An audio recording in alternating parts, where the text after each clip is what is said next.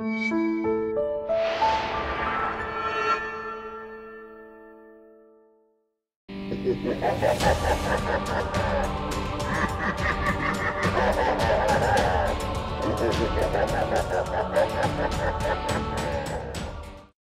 everyone, welcome back to Marvel Mania. I am Captain Logan. And I'm Eric. And today we are going to watch and talk about The Amazing Spider-Man. Already to The Amazing Spider-Man, which is going to be a really strange thing to go back to, given that this is a franchise and a trilogy that never ended, or that, you know, never had an ending. Yep. Well, and they kept changing. It's trilogy. It's a 4-part series. It's a 5-part series. Yeah, I was, you know, when I said trilogy, I was like, actually, I don't know if it even would have been, but... I think in the beginning he's talking about like a trilogy. And he talks about like a trilogy origin, I think, when he's making that movie.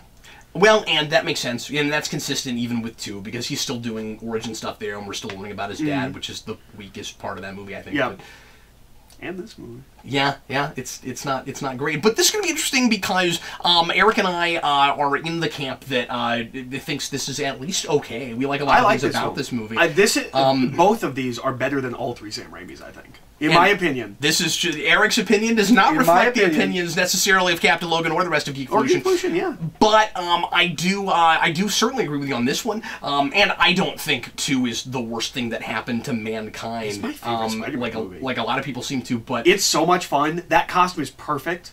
We will never get a costume as perfect as that. I like the Marvel costume, but it's got some tweaks and some design flourishes. Amazing Spider-Man 2 is off the page, and we will never get it that close again. Dan and I did, of course, a commentary of this right after it came out. Like the night after we bought it. This is the only video Dan and I have done together. We reviewed this after it came out on his channel. Really? Yep. And that's the only video you've done with Dan and not just me and anybody Dan. else there. Yep. Cool. But the reason I brought that up was to say that I like this movie a lot better after I watched it and dissected it with Dan. And then after I wrote about it, I had an experience with this movie. I think the relationship and interpersonal stuff in this is some of the best we've ever had in superhero anime. I agree. And that's part of what makes these so much better than the Sam Raimi films, in my opinion. And it just gets the point of the origin, I think, so well, and makes the best case for making that its own movie. And that's so weird that I'm saying that, because of course when I did the rewind of the first Sam Raimi movie, and I made that list, it's not a good rewind, I should probably redo it. And that whole rewind is pretty much just a list of things they did that the reboot, which hadn't started yet, should change and not do, and one of those was don't do origin again. Now I'm kind of glad that we did, just because it gets the notion of the responsibility lesson having to be learned through through experience, as opposed to and he makes just mistakes. being told. Yeah, he makes genuine mistakes and learns from them, as opposed to making mistakes and the movie not seeming to realize that he's making mistakes. It's not just, I think happens a little bit with the Raimi movies. And it's not just the epiphany moment. Like through this whole movie, he's learning. Yeah. Mm-hmm. But anyway, so let's go ahead and get into it, now that we have given you a real quick review of the film. If you don't want to watch it with us, make sure to get your DVD or Blu-ray, however you want to watch it, get it past all the menus to timestamp 0, and get ready to press play when I say now. Eric, are you ready, sir? I'm ready. All right, here we go. Everybody, please press play right now. All right, so right off the bat. 2 hours and 16 minutes. I always remember this as just a 2-hour film. Oh. Right off the bat.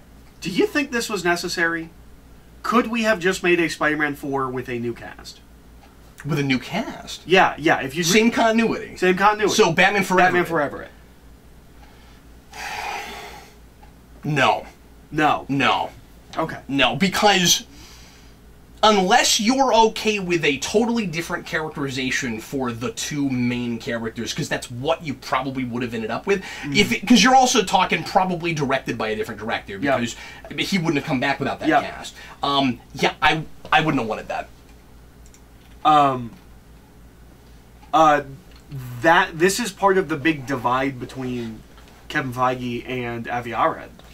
Was there talk of doing it that way? Is that why you're asking that question? Yeah. Really? Kevin Feige thinks it was a huge mistake, and they should have just made Spider-Man 4 with a new cast. Wow. And do it like James Bond.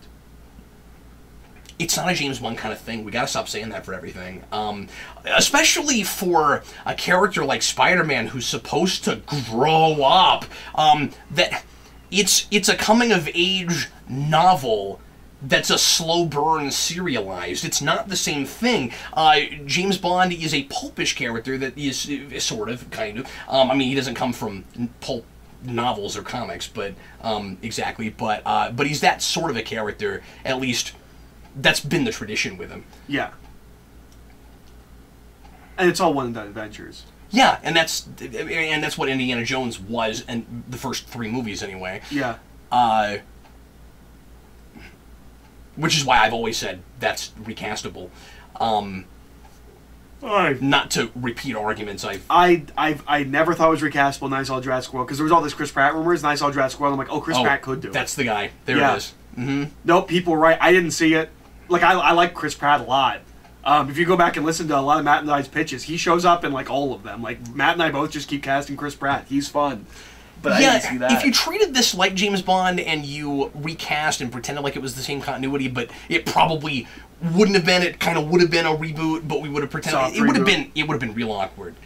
Now,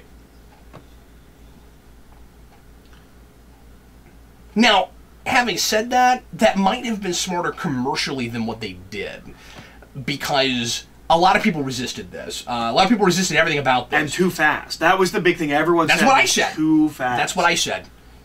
And I still think that's right. As much as I like this movie, these movies would have probably been accepted more. At least this first one. If it was 5-10 years later. Yeah. Because when this comes out, it's not even 10 years past Spider-Man 1, yes? Yeah, and it's about the number of years that you would have had between 3 and a sequel to 3. Yeah. Well, and there's a whole rights thing. Like, the reason this movie gets made is because that ticking clock of rights reverting. Of course. I didn't know that. That makes perfect sense. Because we're making... Okay, so I didn't even think of that. So it didn't really make sense for me to make the argument, you should have waited, because if they had waited... They wouldn't have the rights anymore. Oh. Because Sam Raimi is making Spider-Man 4, and he's not making it fast enough, and he's like, I need more time. And they were like, oh, you don't have more time? And he's like, okay, then I'm not doing it. And the writer of that film writes the first couple of drafts of this film. Okay. Weird. Yeah. So can I suggest a really radical notion? What if you had tried to kind of have your cake and eat it too, and spun off, you soft rebooted and spun off a different Spider-Man from the original, where you did cameos with them and basically did Ultimate in another universe? Did something like that. Kind of did a Days of Future Past, except... I don't know if you could have done that with the Sam Raimi trilogy. I don't either. I'm just throwing it out there. I think the easiest and most obvious thing to do, and the thing that I want, and the thing that they talked about, if you look at the Sony leaks, about... Because before they make the deal with Marvel, they are directionless. They have no plan. Yeah. Andrew Garfield... Nobody ever talks about this. Andrew Garfield is fired before they make the deal with Marvel. Yeah, no, people talk about that. That was a big deal. But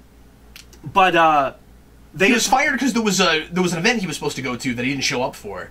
Yeah, and he didn't show up for it because his plane was late, and he had a beard for a role he was doing, and he thought like it would be really unprofessional, and he'd look really bad if he showed up with this big scruffy beard. But apparently that was like the last straw for them. It wasn't just that. I don't think they were getting along. Well, he talked bad about Amazing Spider-Man 2. Yeah.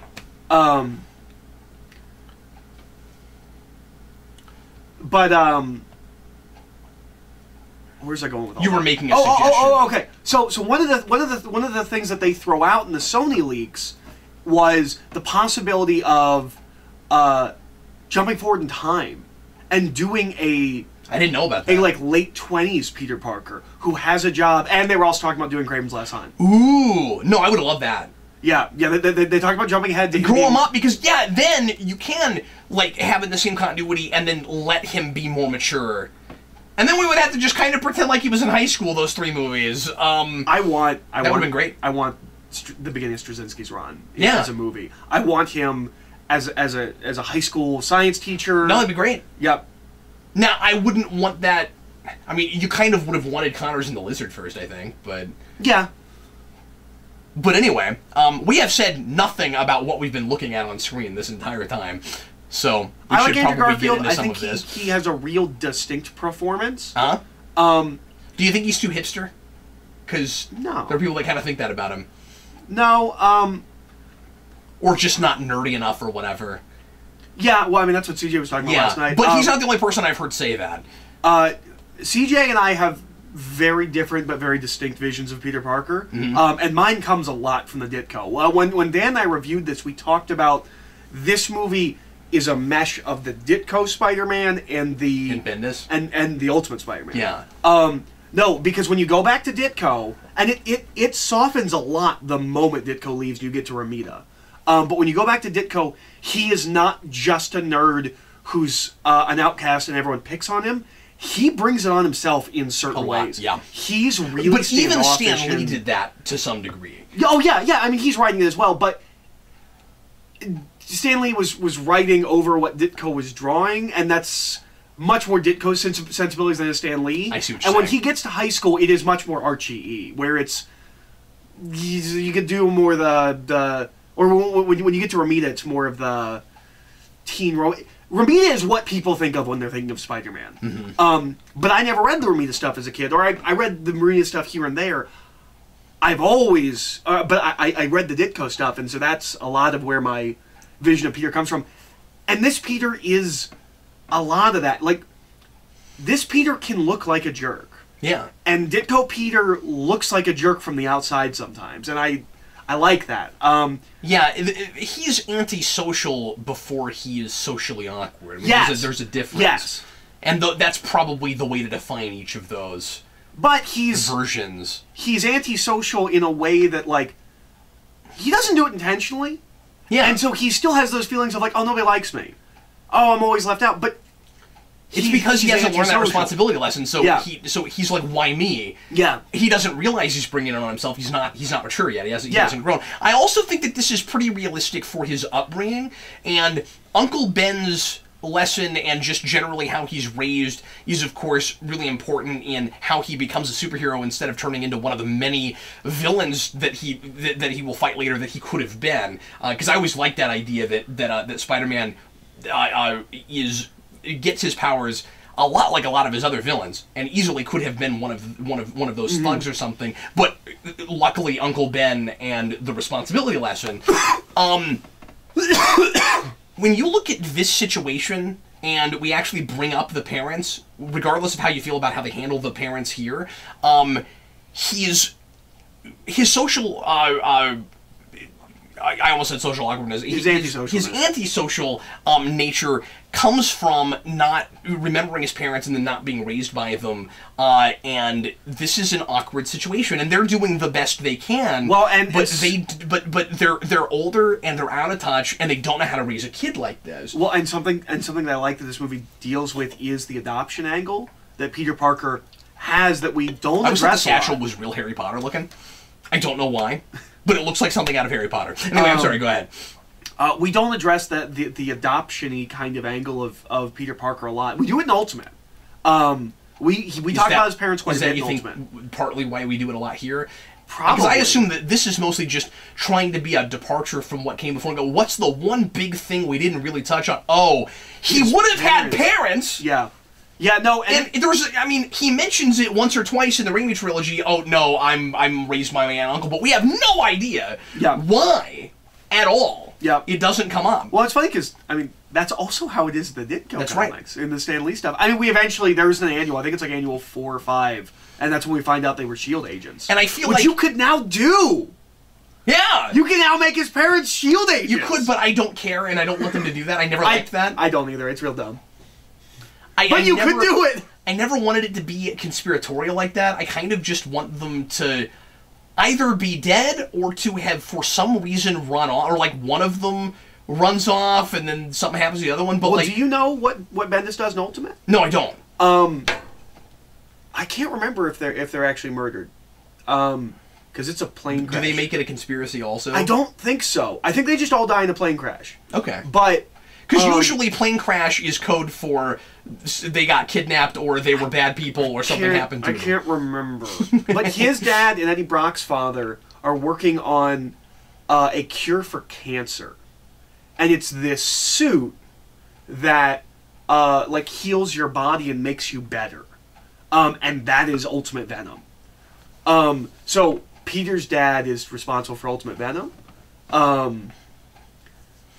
Okay, wait a minute. I never thought of this before. Oh yeah, I remember that because I've read that stuff. I loved the Venom arc. I thought it was wonderful, and I love his relationship with Eddie Brock in that. I think he's a fascinating character. Eddie Brock is such a real character. That is kind of the best version of him, I think, or at least of what I've read. Yeah. Okay, so especially if you're gonna bring him in that early. I've never thought of this before. He and his father have the exact same prescription for their glasses. Okay. Yeah. That's weird. That's weird. Usually, that's not how that works. That's not usually exactly genetic. This is convenient. Oh, we're going to be using that word a lot in the first act. It doesn't... And specifically regarding... It doesn't play like he feels like there's something there and he's trying to find it. It plays like, I'm just going to run my hand along here. Oh, there's something there. You know what I wish it was? I wish it was just he's pulled everything else out and then he just turns it upside down and just starts doing this. There's something in there.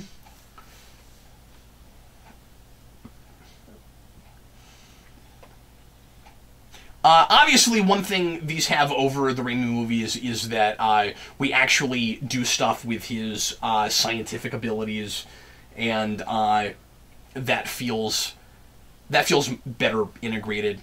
Okay, I have a question. Yeah. Are we hinting that he might be slightly OCD? Yeah. Because I always he lines thought so. everything up in a very specific line, yeah, and then messes it up when the door gets knocked on, so that it doesn't look like he did that. I never noticed that, but I think you're onto something there. Yep. Because he's got a very specific performance. He does these. I always thought he was just playing it obsessive compulsive, but that's evidence. Like, yeah. that's good. He does these weird, like that. He does these weird like facial things where he just like he's acting with his face, but like he's communicating. And when this movie came out, I was working at a factory, and I had a boss who did that. And it was really weird when I went to the movie, and I was like, I feel like a year ago I would have seen this and thought this was a really weird choice. I met a guy that's exactly like this and did a lot of the just weird communication things that Peter does in this. The big one I go to is the when he's talking to Kirk Connors and he goes, "How did you do this?" And he does like a very specific thing with like a pencil in his, I don't know. He's doing a real interesting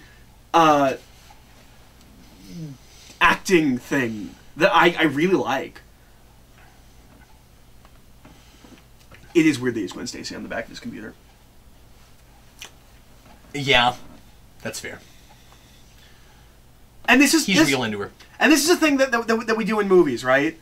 Where being paid for that. You're But I like that because usually it's like a made-up search engine. It's really nice to see a real search engine in a thing. Yeah. But this is the thing we do in movies, right? Where you're obsessed with the girl, and that is going to be the girl for the movie. Yeah. That's not how it is. Like, when you go to high school, you're interested in multiple people if you're not with anyone, or if you're not actively pursuing anyone. He's not... Him and Emma... I was going to say Emma Stone. Emma Stone, yeah. Gwen Stacy. Gwen Stacy.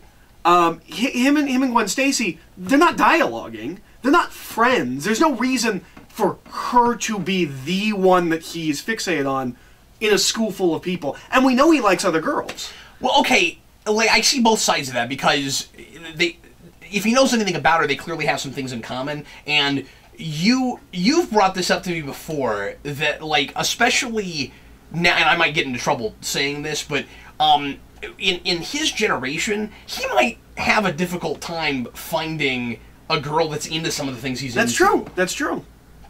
That's not what he looks like at all. I always thought that was really convenient, that he's clearly not the person he says he is. But what you're saying, you are right that it is kind of a stereotype that we're all that like, and we do the same thing in the Raimi trilogy where they're next door neighbors, but yeah, he's after he has a more girl of a relationship that they've never halfway through that movie have never really talked to each other before, and for the first half of the movie when we're doing that stuff, in the second half of the movie they've been their lifelong friends. And then conveniently, when the big change in status quo is about to happen, we have impetus for story. She happens to turn around and start talking to him for the first time. Of course, we have to do that. Yeah. And that's not, I mean, that's the occasion for story for this relationship, I guess, to a degree, but then that's conveniently timed. I don't need him to have her on the back of his computer. No. She could just be a girl that he meets. You can even kind of be interested in her, but you can keep that, in the background. I mean, it doesn't have to be a thing. She wears thigh highs, and all girls should, because they look great always. And can we say that, because we've been talking a lot about people that are supposed to be scientists and whether or not we actually buy that they're scientists, or that they're I buy that she's good that they know what they know. She seems like a very intelligent person. Okay. And you can do that and be beautiful and effeminate and all of that. Now here's my question. Yeah. Do you buy that a high school student would be doing what she does? Because I buy a college student doing this. She's an overachiever. She's a massive overachiever. Maybe so. Because I've heard people criticize that, and it's never something I really thought about. Like, I was like, whatever. Once again, it's one of those things that makes New York City feel like a real small town. Because he shows up at Oscorp, and there she is. Yeah. And it just happens to be the place where she's interning. Yes, it's like the foremost, tech lab or whatever research facility, and that's of course where his father would have worked, but there are probably all kinds of places she could have interned. That seems unlikely. What do you think of his Connors? I like him. I wish we got more of him. I wish we got more of his family. We need those deleted scenes. And by more, you mean Annie. Yeah. Because I walked out of the theater not knowing if he had a family and if he lived in that big giant house all by his lonesome. Yeah. I like him. I think we fall into some Raimi pitfalls. We have yet another villain who is maybe schizophrenic after they get their powers. Good point. I don't know. We gotta do that every time. I don't know whether the lizard makes him crazy or if it is an alternate personality. Just like that was a question we had a lot. Yep, with Green Goblin and Doc Ock to some degree, and second Green Goblin. Yep. Especially that one. Yeah, I don't know how the lizard affects his personality. I like how he plays it. I wish we got him a little bit more. I wish he had a snout. I know why he doesn't have a snout, but I wish he had a snout. Yeah. But and I also never bought that explanation. The mouth thing? Yeah, I just like we can't sync up the dialogue. Like that's the reason. But that is a thing. Yeah, no, I know that, but you can work around it. Like, give it to him anyway, and just don't have him talk on like he doesn't have to speechify constantly when he's looking like that. You can have him in the dark when he's talking, like. And I wish he had a lab coat. We'll get to that. I get one scene with a lab coat. Yeah, I wish he had a lab coat. Yeah, you always complain about that. But I said before this movie, I've seen this guy in a lot of stuff since this. This guy shows up everywhere. Oh yeah. I said before this movie came out, who basically seems to be kind of speaking for Osborn. Osborn's not in this, and so he's like the proxy. I said before this came out, when they announced it was a lizard, I said if the end of that movie is a plot to turn everyone to lizards, I give this movie everything. Really? Yes. And then you didn't want that. No. You saw it. I mean, it's a little Batman Begins-y, and we're clearly thinking about Batman Begins while we're making this movie. I just wanted it to be smaller. This is, and a lot of people have probably said this, and I said this in the rewind, but, and we talked over the big convenient thing, which is he happens to pick up those papers, and that's what gets him here, and, we saw the 00 thing, the null zero thing. But anyway, I've always thought that this movie handles the relationship and interpersonal stuff really well, and that it kind of drops off with the superhero stuff. And I think Amazing Spider-Man 2 has all of the same strengths and weaknesses. And it really... it just got better action. The first thing... yeah, absolutely. The first thing we should have put in the series Bible, if you will, for this is, at least with the first one, let's not have a giant... end of the city kind of plot. Let's be a little bit more understated than that. Other than that, let's make it all personal. And yeah, he works with Connors. It is personal, but it's not. Don't make it X-Men 1 again. Yeah. And that's kind of what we did, kind of. But I was excited because it was a big lizard guy trying to turn everyone into turn everyone into lizards. Right, but once you saw it, it's not that kind of movie. No, it's not that kind of movie. We are looking at two different films. Yeah. The comic book mythology stuff is not really linking up right with the relationship stuff. Yep. But to the max. Yeah. And I think that is its main weakness. It's just an inconsistent film. Yeah, and what's weird is I don't know that this movie... Weird. I don't think those two things go together. I don't know that it's tonally inconsistent. I don't know how that works. I don't know if it can be tonally consistent, but those two things aren't meshing. But my instinct is to say that. Is that weird? Yeah. So is that... Am I spewing nonsense? I'm spewing nonsense right now. Is that his League of Shadows bat thing? Gets a bunch of spiders dropped on him. He has to overcome that. Yeah. Mm-hmm. So, when he opens his box, it's got like a spider jumps out, and then it's time his enemies. And he's someone from the comics. He's one of these things where like we announced that he was X character, and then the internet freaked out. And he's just whatever. Because he's a character who worked with Norman Osborn that becomes Proto-Goblin. Oh, that's what Proto-Goblin is. Yeah, okay. He's Proto-Goblin. Like people are like, oh man, they're gonna have a Goblin in it. They're gonna have Proto-Goblin. That didn't happen. No, he's just a character from he's just named after a character from the comics. And also, people have got to stop being that naive about stuff because we so often will introduce a character in a movie that not only that has a costume in the comics, that not only doesn't get the costume in that movie, but either never comes back again or never ends up in the costume. And of course, Doc Connors in the Sam Raimi trilogy is probably the prime example of that, of not turning into their... And that's the major reason we do Lizard here, right? Absolutely. Is we teased it for 3 movies. Yeah, and that's the right move. That is the right... And also, the Lizard is... often a big early Spider-Man character. Yeah. It's the first thing we do in the 90s show. 6 or 7 issue? Yeah. Yeah, it's real early. Now, growing up, I always assumed it was the first thing because it's that way in the 90s show. Yeah. But, or is it like second? What's that? It's Chameleon, right? In the comics? It's... Yeah. Yeah, I always think it's Vulture. No, Vulture's later. Chameleon's... Vulture's issue 2, but he's on the cover. And I always think Vulture. No, it's the first episode. It's not a Lizard. That's I was trying to. We do him early in Spectacular as well. Yeah, it's great. Yeah, he's great in Spectacular. I mean, I've seen that, but it's been so long I don't remember. Yeah. It's funny because I'm working on that top 10 list for the 90s show, and every time I mention him on Facebook, there's always at least one person that's like, "That's great. When are you doing Spectacular?" Like, hey, you've got it all now. Yeah. No, I can do it, but. This scene is weird. It is. It's real weird. There's a couple of scenes like this where it's... You're going to say just what I was going to. Yeah, go ahead. This is a comedy scene. Yep. The rest of the movie does not work like this. We will have a scene in the restroom that is like this. Just don't think about this as a funny scene. And I think you can cut all of these. Yeah, and not just that, but it's... Okay, that's not what I thought you were going to say. My big thing with these, and yeah, you're absolutely right about that, it's... Whenever he's... accidentally using his powers and doesn't know what's going on, people are not reacting realistically to it. And I would have thought the way the relationship is written in this, that this movie would be smarter than that.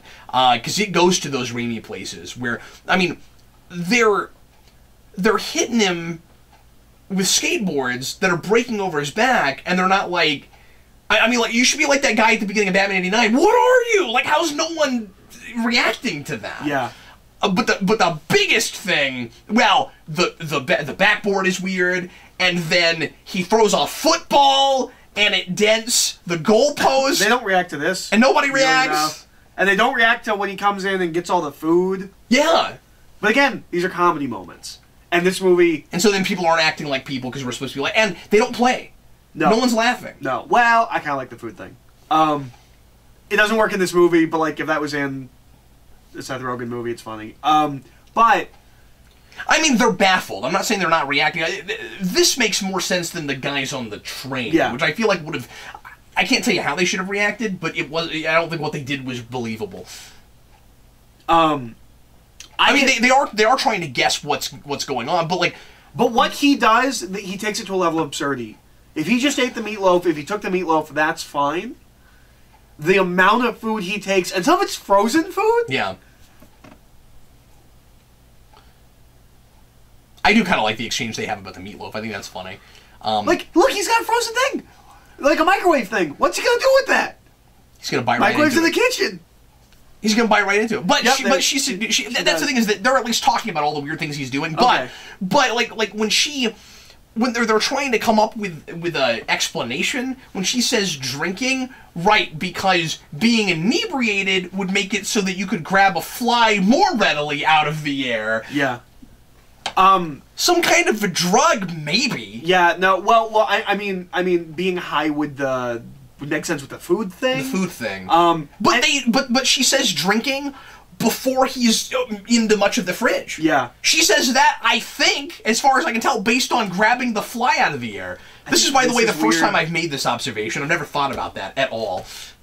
Yeah. And the web's in him? What is that? Like, they put the web in him. And also, that was in the trailer, and that was weird. That was a really strange thing to put in the trailer. Yeah. Because it seems like it means something. I guess it's just he brings it home with him and sees what it is that bit him. In the Raimi trilogy, he also knows this is spider because he sees it crawl away. Like that. This is the big one, and the backboard. These are the two big things. These are the two big scenes I think of where I'm like, there were no consequences for the scene because it's a joke. Yeah. I mean, there were consequences to the backboard, but no one addresses the fact of what he actually did. Yeah. And how impossible it is. Someone would be investigating that. Like, he's destroying this bathroom. And we will never have a conversation about it. Because it's a funny scene. You're not supposed to think about it that way. But he didn't really do anything to that bathroom, did he? He broke the sink so it was spraying up water. Oh, okay, okay. And then he broke something else. But it wasn't like Wolverine in Origins. No, it wasn't as bad as that. And at least Wolverine brought the sink to him and said, hey, I broke this. I get the impression, because there are 2 or 3 writers of this movie, I think this is a very messed with script. I think there's a lot of mandates. Yep, I think there's a lot of, like, because I get the impression that the guy who wrote Spider-Man 4... And we're scrambling to get it out as fast as possible. Like, it's impressive that this movie is as good as it is, as rushed out as it was. Yeah. I get the impression that the guy who wrote Spider-Man 4 and then wrote the first couple drafts of this movie, that he wrote a very dark Spider-Man film. I don't know if it wasn't... That's kind of funny. Yeah, I like that. Was there an X-Files sting there? A little bit! But, I get the impression that he wrote a really dark script. I don't know if Spider-Man, like, wasn't joking, but, like, I get the impression that his was darker, and I think he does explicitly name, like, Batman Begins. Like, I'm doing Batman Begins for Spider-Man. I could easily see a studio going in, like, well, this scene on the train is kind of ominous. What if we made a joke scene? What if we added a joke scene here? And, like, let's lighten this up a little bit. And things like that. That looks exactly like the picture that would be on the back of a book. Yeah, it's That's great. a great author picture. So, has he already figured out the sticking to walls thing, or is it arbitrary when it actually kicks in? Because when he's trying to hold that book open, it feels like you ought to stick to the pages unless it doesn't work with paper. Oh, but it does work with paper, because as he's walking across the room, his feet are sticking to paper. It's just a question I'm asking. I actually think the puberty metaphor works better in this movie than it does the other. Because it's way more awkward. Yeah. Yeah, and kind of scary for him. And it goes through... It goes through a couple of different stages. I don't want to say stages because it's kind of all at once, but, like, sometimes it feels like a horrifying thing. Oh, my body is changing. What do I do? And then at other points, especially if it's in front of other people, it's just awkward. Yeah. And yeah, like, I'm with you. It is played too much for comedy in the comedy scenes, but it's done that way a lot more with Raimi, I think. Mm-hmm. Yeah, oh, it's all comedy in Raimi. Yeah. And so I think that's a thing that we've improved on a little bit. We're trying to be more or less realistic with that. With not what it is, but with how a person would react to it and what it would feel like. I like that a lot. I don't think the going darker with this movie is exactly its problem. No, I don't either. I think that can work. You can tell dark Spider-Man stories. It's not what I always want, but you can do it. Yeah, but even tonally, like, having a more muted color palette. It's like Superman. as long as Spider-Man's still making jokes, and he's still himself, you can do a dark Spider-Man story, even if... Because the way Bendis does it in Ultimate usually is, you know things are really serious because he stops making jokes. Yeah. The difference, of course, is... And the argument people might make with you is, well, it's his origin. Should the origin be that dark? You know what I mean? Like he hasn't found himself yet. We can't really talk about if Spider-Man should be making jokes in the face of adversity if he hasn't figured out anything like who he is yet. I would make the argument that what he goes through, there's an argument to be made for what he goes through is scary, and I really like the idea that he starts out as a vengeful character in exactly the same way that it makes sense that he would start out as with Stan Lee's run and first Sam Raimi's Spider-Man movie, that he would want to make a lot of money with his powers as opposed to coming up with, let's go out and save people with my powers. It's a real believable, realistic way to go. And because he starts, and I talked about this in Rewind, because he starts as a vengeful character, we buy the experience and growth he goes through in becoming a character about responsibility. He's going to make this facial expression here. This is the one that I was talking about, where I was like, this reminds me of a boss I had, and how he would... Just that. Like... I'm not even sure what... Not using words. Just like... How'd you... I don't know. There's a way about how he did it that feels... I don't know. That is so Whedon-y. I mean, I feel like that's a kind of reaction thing that we did with a lot of the teenage characters in Buffy. Is there a wife, like, right over there? Yeah, yeah. Because this guy in this cut, when you have no scenes with the family, this man lives alone. Yeah. Also, is that a bedroom? Is that his living room? It looks like there's a couch behind him. I don't know what that room is. Yeah, I'm complaining about this. I like this Flash Thompson a lot. I do too. And I feel real bad for him because this movie comes out around the time Remender starts Venom, and he's like, yeah, I'd really like to do that. And he could have, I think. Yeah. It's interesting. The Nightfall audio drama is made by... No one's... I mean, she's stunned, but that's all... That's... Okay. The Nightfall audio drama is made by a guy, Dirk something, who makes a lot of audio dramas, and he did one for Spider-Man. Oh, interesting. Which is real bad by the end because it just becomes Fantastic Four and Namor attacks. Oh. It seems like he wanted to make a Fantastic Four one, but didn't know if he'd actually get the chance, so he put it in the Spider-Man one. But the first episode, it also, like, it's horrifying. Like, I wouldn't let a kid listen to it. Really? It's really intense and scary. It's sounding. I mean, it's not like it's vulgar or anything. It's just, it's real ominous. So with the powers on setting. Dan and I just reviewed Craven's Last Hunt. It's not up on the channel yet. Might be by the time we get this up, I'm not sure. But when you, not just some of the dark stuff in Ultimate, but when you go back and you look at the 80s and you look at DeMatteis and McFarlane. Well, and Peter David, the Edict on Spectacular, whatever the book he was writing was, do it like Hill Street Blues. Well, and DeMatteis was also spectacular, but when you look at some of the stuff from that era, it is darker Spider-Man stories, and they keep they don't darken up Peter Parker except to have him brooding about terrible things he feels like he's done and stuff. You know what I mean? Right. Like Spider-Man goes through phases, Right. And he goes through dark phases. And that's the different, and that's why I hesitate a little bit when you say like that it's the same thing as Superman, where you can make a dark story, but Spider-Man shouldn't be the dark part of it. He can be. He just has to learn from it and not be that way by the end. You know what I mean? Superman, not so much. Yeah. But that's also. But now we're talking about the difference between largely Superman.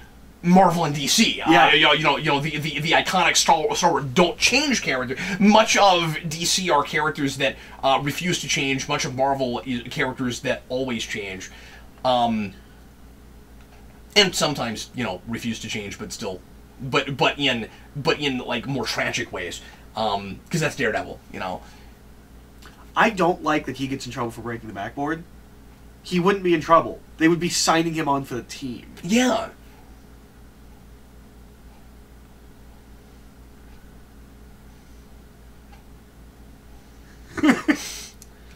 Sheen is really good in this. That's a really good point. Like, what did he actually technically do wrong in that scene? He was kind of a jerk. Like, was he sure? But like, was that a point where you weren't allowed to, do they have a no dunking rule? Is that the thing? Like, is that all it is? You're not supposed to dunk? And I could see them, because he did it, making him pay for the backboard, and then signing him onto the team, you know. Like, you just don't hit it that hard next time. Anybody that got that footage on their phone and posted it on YouTube, that's a big deal. Yep. And this is late enough that that is happening now. So instant chemistry. Yeah. What we are looking at right now is instant chemistry. And they start dating. Did they really? I think they might still be dating. Really? I haven't looked at it in a while, but I'm pretty sure they're still dating. Well, good for them if they couple. are, because they are. They act it well. If they actually had it, that's great. So there's a thing with him in this movie, because he's 28, 29, playing 17, 18, and it works most of the time. There's a couple of scenes where the light hits his face, and I'm like, oh, that's a 30-year-old man. Yeah, but he pulls it off way better than Tom Welling did. And Tom Welling was doing it at 23 or 24, and it was just preposterous. Oh, it's insane, the first episode of... But a lot of that is just because of how big and built he is. Yeah. He does look more or less like a high school kid. Yeah, except for a couple of scenes where, like, I don't know, there's just a certain way his face, like, light hits his face, so I'm like, oh, you're a man. You're not a kid. I did a whole diatribe on the lyrics of this song and why it's relevant to Peter's character arc in this. This has become one of my favorite songs. Really? Yeah. I like Coldplay in general, and I didn't know this. The Rewind got me not only onto the song, but this album, and I listen to it constantly now. And it's just wonderful. It's the whole kind album is great. This is the song that ends that album, and it's actually like a bonus track, but it's the best song on the album. It reminds me of maybe Bob Dylan? A little bit, yeah. It's a little Bob Dylan-y. Now, this is actually... I might be wrong about this, but just listening to it here, I think this is maybe actually a different version of it than what's on the album. I think that version might be more produced, and this might be a little bit more unplugged, but I'm not sure. No, I don't think I'm right about that. I think it is the exact same track. Oh, and this is the end of the song. Yeah, this actually plays way differently for me now because I know that song now. That got me in the theater. I don't know why, but just that scene got me in the That's theater. interesting. I've never thought about it. Yeah, and everyone I talk to about that says that. There's something about that. I feel like that scene could be cut entirely. I don't feel like I gained anything from that scene. I wonder if that's going to be important later. I won't go into the lyrics and stuff right now, but go watch that part of my rewind, and I'll prove you wrong. You'll agree with me, I think. I'm actually really glad it's there. I hate this scene. Yeah? It's bad setup and payoff. Hey, is that machine that disperses chemicals into the air? You're absolutely right. Yep. I just momentarily forgot what that machine was because I was thinking about Coldplay.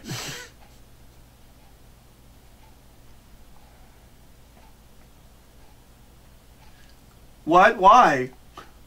Why would you have envy? Well, Eric, it's because he's got a stub here. See, he's missing his arm. Oh, I didn't even notice you were missing your arm. Now, I would like to know how it happened. I don't know why we never ever talk about that. And I feel like a lot of Spider-Man things we never ever talk about that. I want to say somewhere it's like the war. Yeah. I don't know if I'm pulling that completely out of nowhere or if that is something. Do they ever in this movie come out and say? Because I don't think they do. But I do think they do. But I kind of like that. Really? Okay. Here's why I like it. Okay. Because it makes his plight more of an everyman plight. It doesn't matter that he could have been born with it. He could have lost it. It is that he has something wrong with him that people do have wrong with them. The reason is not important. It makes him more... He's compelled to help everybody else that has it, too. But he needs a family. It's not like somebody chopped off his arm with a knife and he's saying to get rid of all knives. Yeah. I mean, I do think they do a decent job of like, you know, showing his sadness about it. But I wish but again, I wish he had his family, because that just, you know, makes your life a little harder. Yeah. Really? You're only a week away from human trials? You're just on rats? That's not how that works. You don't go from rats to people. You gradually move forward. That's how science works. And also, if you're still injecting the rats, how do you know how close you are to human trials? Yeah. That doesn't make any sense. In fact, I think you go from rats to guinea pigs because guinea pigs are bigger. Is that just a... Well, it probably depends on the experiment, but yeah. Are you just demonstrating to him what happens with the mice, or are you still experimenting on them and trying to figure it out? I believe it's the latter. So in the Raimi movie, it's you're supposed to paint the kitchen. In this movie, it's you're supposed to pick up your aunt. There's kind of you know, bigger consequences for this one, I think. The way that we've characterized Uncle Ben and Aunt May is very Smallville. Yeah, she is the peacemaker mother, and he is the hardline rule father. That's right. Mm-hmm. And she says, "Oh, don't take it out on me. It's okay. He'll you know." I like this argument. It feels natural.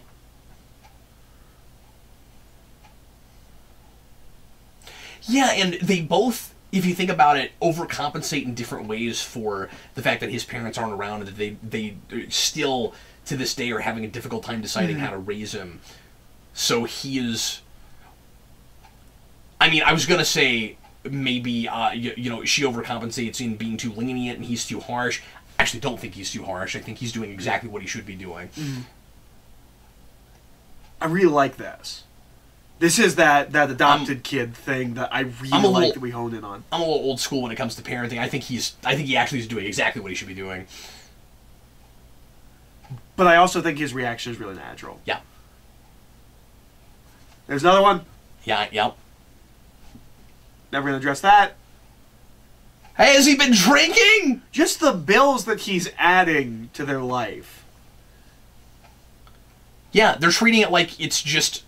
Like it's not a puberty metaphor, it's just puberty. Oh, well, he's going through some changes.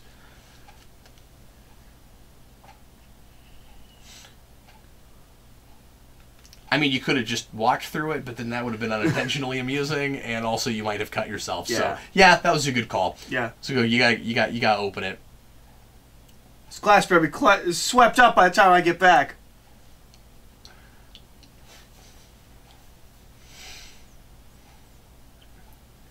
So I have heard... Yeah. This is 100% accurate to New York. That, like, you will go to cashiers who will be like this. Yeah.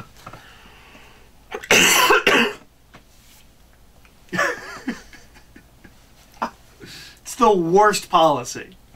Peter Parker is always arguing with people over piddly amounts of money. It doesn't seem to matter the version. Cents. You pinned him in 2 minutes for that, I give you. And it's weird that argument it's not anything like the same argument, but that argument over a I like that quibbly amount of money happens right before the burglar kills Uncle Ben. I don't know. So what do you think of this version of it? Like that you know, we had to change it up this much, and the wrestling thing doesn't happen, and I kind of like that because I don't think I don't know that you can. I don't know what I think about exactly this, but I don't know if you can do the vengeance thing on top of the I wanna get money to impress a girl. I think one of the bigger weaknesses that this film has from the get-go onset, we are making a reboot, is how do you do Uncle Ben's death differently? It feels almost obligatorily different, right? Like, but I like that we see it. I like that he struggles with him. Like, he's the man he is when he lives, when he dies. And I like that. Yeah. He's trying to do the right thing. And I also like that he dies because he's doing the right thing. Yeah. And I think you're right that you see the negative consequences of of responsibility that like he would have still done that even knowing what would happen. Mm-hmm. And I think it's a philosophy. It echoes at the end of the film when Gwen's dad dies. That doing the right thing does not always work out well. It's about doing the right thing regardless of that. I think Peter being there is interesting. I think this is the only time I've ever seen an origin where Peter is there for it. He always comes home and finds out. And that's part of why I buy the vengeance thing so much and why I like that a lot, because he sees it happen in front of him. So now it's some kind of an odd combination of Batman and Spider-Man. Yeah.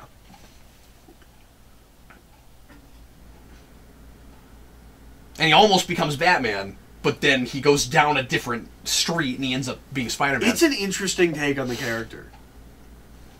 It's not my ideal take, like, but we were thinking in a perfect movie, but we're doing something different from the previous ones, and if you're going to do something different, it's really interesting. Yeah, and it at least makes sense. Yeah. I do wonder how many blonde-haired people with sunglasses could there possibly be in New York? At night. Yeah. He wears his sunglasses at night. So he can keep track of visions in his eyes. See, I was going to do that because I didn't know the rest of Oh, the I phrase. love that song. It makes no sense. No, it doesn't. But I like it a lot, too. That's because he wrote it as, like, some kind of, like, protest song or, like, about, like, a dystopian future. And they're really? like, can you make it a love song? Oh. But if you watch the music video, it's totally dystopian future. Where he is rebelling against the system by wearing sunglasses at night. No, I really like that song. And it's a love song. This is a great scene. Yep. Yeah, no, this is a great scene.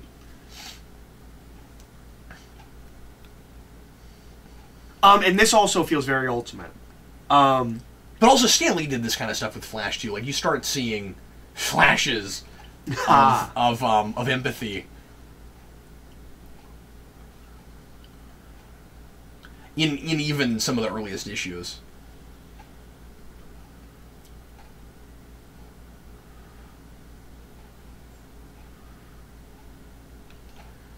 And were this to have continued, I really like that we do that with Flash that quickly, because then you can buy that down the road he could become a superhero. Yeah. Or that he and Peter could be friends. At the very least. But we really set the stage for the potential of Flash Thompson to become a superhero. There's a fun thing in Friendly Neighborhood Spider-Man that they do where, for some reason, at that moment in time in Spider-Man continuity, he has lost his memories. Flash Thompson has lost his memories. Oh, Flash, yeah, okay. Yeah. Flash has lost his memories, and so him and Peter have been friends for years, but he doesn't remember that, and so he's like back to high school and keeps calling him Puny Parker. That's so goofy! Yeah. That's great.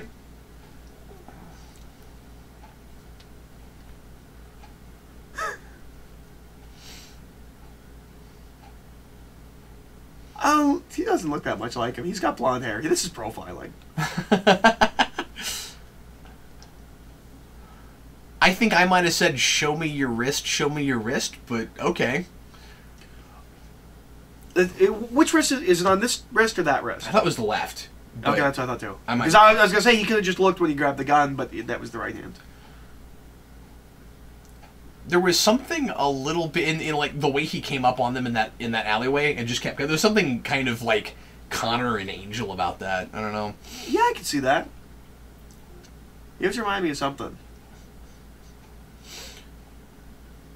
Obviously, a million parallels you can make to things they did with Raimi, but with the Raimi movies, but different. Yeah. Once again, in a very different way, It's we've got unfortunate you him have to start from that place. Yeah. When making this film. And that's the iconic version for the public now, you know. Yeah. I mean, like there are scenes that are burned in people's minds, you know, whether Because or not you wouldn't think about that as much if you were making this No, I think it 10 is years right. later.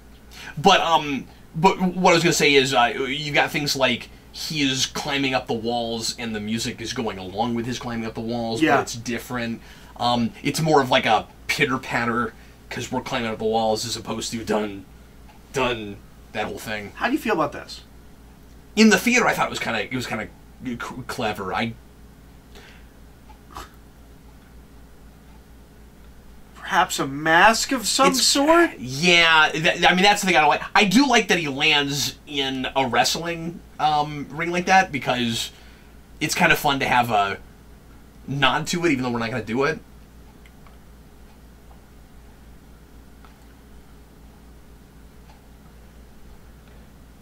And I kind of like the symbolism of he's resolved to be a fighter now. Like, he's in a ring, he's stuck there, he's not going to change, he's going to be a fighter now. Oh, yeah. Good call. I wonder, is that a thing that's kind of like the circus thing? Like, the idea that we just have these, like, wrestling matches that you can just go to? Like, I know wrestling's still quite popular, but just, like, common wrestling? Yeah. That aren't college? Yeah. He's got a proto suit, just like he does in the Raimi movies, and just like in the Raimi movies, we have no explanation as to how he is able to afford to build the actual suit that he makes. I really thought we would fix that this time. Well... because having a proto suit with a person that doesn't have a lot of money that then has this amazing looking suit kind of implies it didn't form like a thing that just it didn't form a net all of a sudden. kind of implies that it just took that much time, not that he needed to pull together the resources, and we don't see it in stages, so it does feel like just one night he finally built the real one. Like, I thought we see him like looking at like suits to buy. What do you mean? Something like that. I thought we see him like online looking for the different pieces. Oh, maybe he does do that. I think that happens. Because I buy this costume more than I buy the Raimi one. As something, I mean, obviously it is too expensive. Not it's with a the movie texture. costume. Yeah. But it's supposed to look a little bit more rough. I don't think one looks all that much rougher than the other. I think it's almost like, I don't know how to explain this. It almost feels like it's trying to dupe you into thinking that it looks rougher, but only because the design is weird. Not really anything. Just the design is weird. Well, we know he's got sunglasses for the eyes. He's got tennis shoes on his feet. Yeah, but they don't look like tennis shoes you can go out and buy. I mean, they like. And the mask looks like he just like cut a. And of course, we're not even looking at it yet as we're talking about cut a basketball. That's my biggest problem. No, that's true. But that texture seems like you wouldn't be able to do that. You wouldn't be able to get a bunch of basketballs and make a suit out of it. Like, that's. You can steal them from school. No. You could get the basketballs. I'm saying, how could you synthesize that into a costume, Eric? With limited science. I mean, know that Peter Parker does science. Yeah. Eric's next line is, how did he make web shooters with what was on hand? Dennis Leary has one of the weirdest careers. I forgot that's who this was. If you watch his stand-up, his 90s stand-up, he's a real stick-it-to-the-man, like, real outspoken kind of I'll say whatever I feel like kind of comedian. All he does is play bosses and, like, strict characters. All the time. It doesn't make... That's really funny. Yeah. So he's playing exactly the characters that he's railing against. Yeah. I don't understand I didn't know that. That's great. Yeah. So he got typecast. Yeah. As that. If you have ever... Maybe he does it on purpose. Maybe he thinks it's funny. Maybe it's like Bob Saget, you know? If you ever... That might be. If you've ever heard the I'm an A-hole song, that's him. That's Dennis Leary. What do you think of the first-person POV shots? I'm not a big fan of that. I mean, it was because it was 3D. Yeah, well... But here's the thing. I thought it was really cool looking in the trailers. Yeah. I mean, I liked selling it on it, and then I didn't know how I felt about it in the movie, but I don't know. We don't do it constantly, so it's okay. But it's real, I don't know, it's real video gamey. I'm in love with the backpack. Almost feels like it should be like a rail shooter. Or like an FPS. Well, and there is a parkour game called Mirror's Edge that's entirely first person on the PS3. It was one of their early titles, and it looks like that. Yeah. But is it a shooter, or is it you run around and jump around and? I think you might punch and stuff a little bit. But it's all about moving through environments. But I don't mind the first-person POV because we don't overuse it. Yeah. Like, if we just kept using it because, it's 3D and you have to see it in 3D, I think it's just that scene. Yeah, I think you're right. But I'm in love with the backpack. No, you're right. With the goggles and stuff, I guess it does look a little cheaper, but... yeah, no, you're right. The backpack's great. That's a big Ultimate thing. Is it? Yeah, because... How would he ever carry anything? Yeah, and if his webbing dissolves after an hour, you can't just web your clothes up. And I think they're doing it in Homecoming as well. I think he also has a backpack. I think that's somewhere in the trailer. It's a big, like, weirdly iconic thing from Ultimate. Like, people think of Ultimate Spider-Man has a backpack.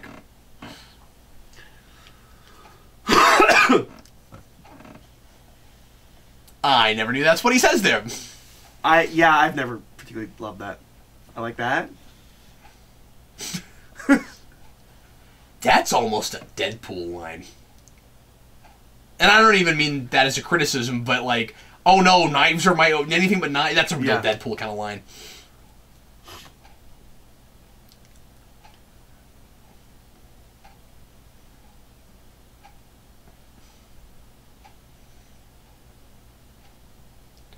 Okay, so I have decided that if this Peter Parker didn't learn his lesson, go the right way, if that kid, if he hadn't had to save that kid on the bridge, he would have turned into Deadpool. That's what would have happened. He's Deadpool. Everything about that scene was super Deadpool-y to me. I like this. I like that he's naive and he just assumes the cops are going to roll up and be like, good job. Yeah. Yeah, in a world without superheroes, where you're imagining what it would be to go out and fight crime, and you're a kid, yeah, you might think that just based on other superhero things you'd grown up reading. This is its own thing, and it can have its own internal logic, but you can breathe through webbing. That's a thing. If whoever webs your mouth and your nose shut, you can breathe through it. You breathe. You just mean like that's a thing in the comics? Or? Yeah. Because he cuts the nose part open so that he can breathe. In the comics, you can breathe through the webbing. There's a real good joke somewhere where he does that to someone and like does. It makes more sense that you couldn't. Come on, tensile strength like that, and you can breathe through it. I don't know. Wouldn't it just depend on how much was there? That might. Wouldn't it be more about volume than it would anything? No, I put 6 feet of it on your face, but you can still breathe through it. Like there would have to be. You have to intentionally make sure there were air pockets. There's some comic somewhere where he does that somewhere, where he webs their mouth shut and does like the Batman thing, and like tells him that like he's running out of oxygen, and then he just leaves. And like in the narration, it's like you can breathe through the webbing. I think he'll figure it out eventually. Am I right that Leary's line there versus one guy in a unitard that was in the trailer? I think so. I thought I remembered that. I think so. I don't like that that's in the trailer. I don't necessarily have a problem with it in the movie, but that is a very, we're selling a superhero movie in a world that has never had superhero movies before. That feels like a real like Ninja Turtles line or something. I mean, they don't have unitards, but you know what I mean. Like it.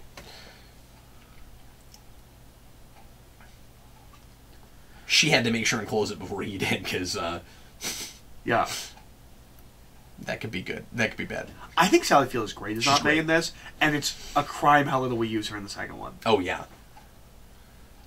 Yeah, I think she was perfect casting. Thus far, I think she's the best live-action Aunt May. I totally agree with you. I didn't expect to ever get an Aunt May played by an actress that I was familiar with. And I think it's a really good compromise between the super elderly and the super young Aunt May. And clearly they were looking at Ultimate real hard there, too. Absolutely. No, she's Ultimate Aunt May, yeah. I think Ultimate Aunt May has white hair already, but she's still younger. Does. Yeah. I don't care about that. I had no problem with that. No, and she's graying. I've always liked that actress. I think she's great. Why doesn't just tell her he's in a Fight Club? That would explain everything. This is shot kind of David Fincher. I never thought about it, but this movie kind of feels like a David Fincher movie a little bit. At least in the night street scenes.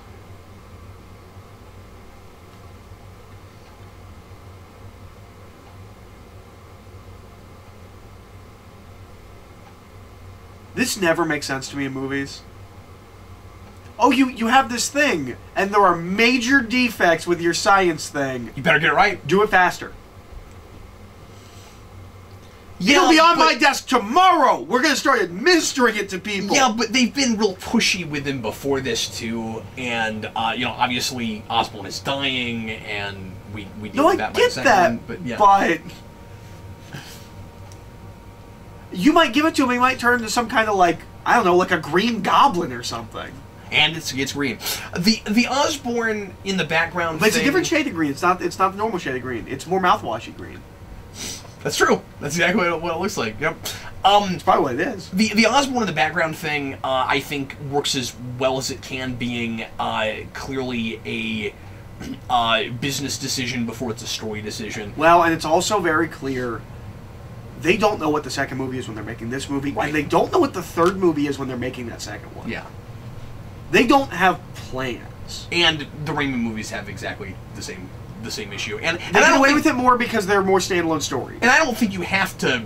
I don't think you have to know necessarily. Nolan didn't know what he was doing next, and that didn't hurt Dark Knight at all. That's true, but Dark Knight's a standalone story. Sure.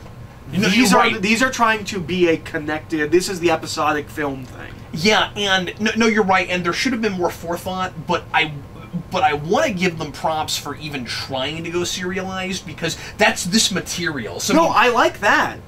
But you need to think it forward. Yeah. Especially when you're doing... You don't have to fully outline, you don't have to know exactly what you're doing. Especially when you're doing big mysteries like this. Yeah. You need to know what's going on with Peter Parker's parents when you're making this movie. You need to know more about what Osborn's doing. You should probably know kind of what you're going to do with Harry Osborn. Yeah, you should have an idea of what you're doing with Norman and Harry Osborn. I completely agree. And I don't think they did. I think they're just like, we'll figure out Norman Osborn next time.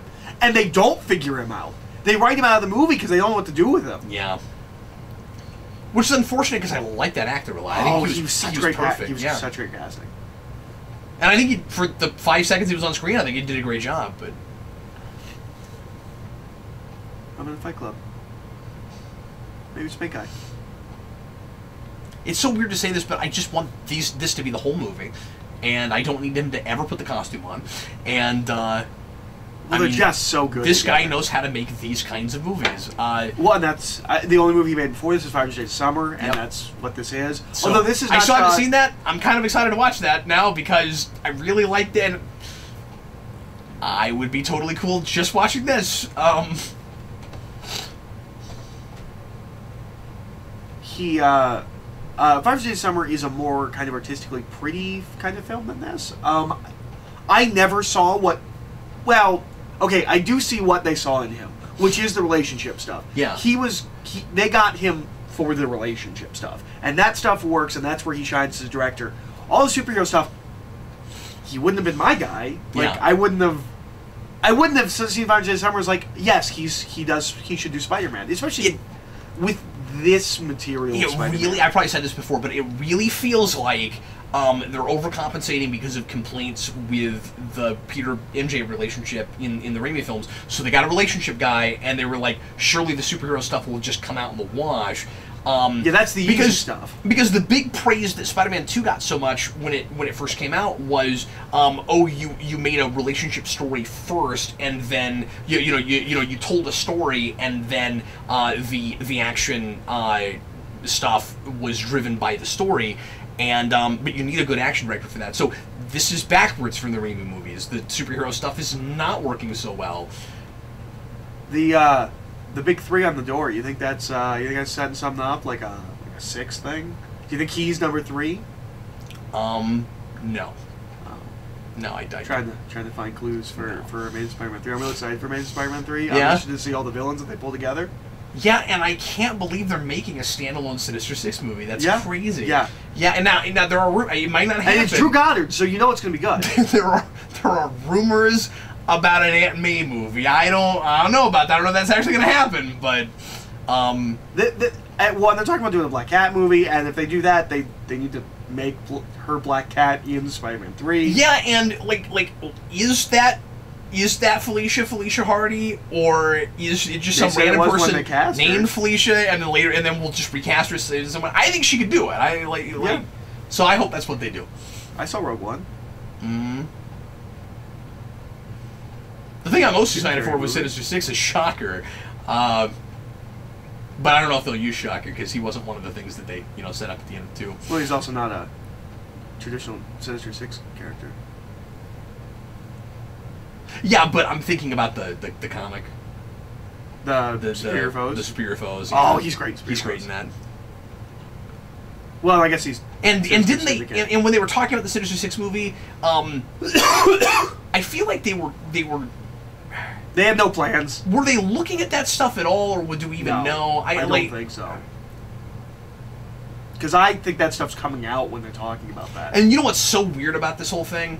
it would have come out the same summer as Suicide Squad. Like, that's how far back it was, and so it looked for a minute like that, like 2016 was going to be the summer of anti-hero. Well, and of anti-hero movie, and we had Deadpool that year too, so it was going to be anti-heroes and anti-hero team movies. Do you remember when they announced the slate? Where they had this is when Sinister Six came out. Spider-Man 4 I think was 2018. 2020 was Spider-Man, Spider-Man 3 was 2018. 2020 I think was Spider-Man 4. Like, they announced like a whole slate, and these are when they're coming out. Yep. I don't remember if they had dates or if it was just years. Because they were trying to have a shared universe to rival Marvel's. It worked out well. I'm so glad they roped it in. I mean, I'm with you and Dan. I wish we'd gotten our 3. Wouldn't it have been really cool? Should we make a documentary about it? There was never a movie. Does that guy look a lot like Chris Rock to you? A little bit. Okay, not in that angle. That straight on, he looked like Chris Rock to me, and then he didn't as much. Yeah. No, get out of my cab. You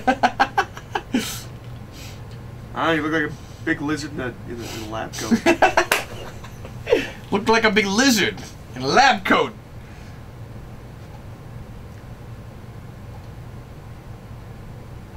I kind of like the Branzino joke. I don't know why. It's kind of funny. It's just a random.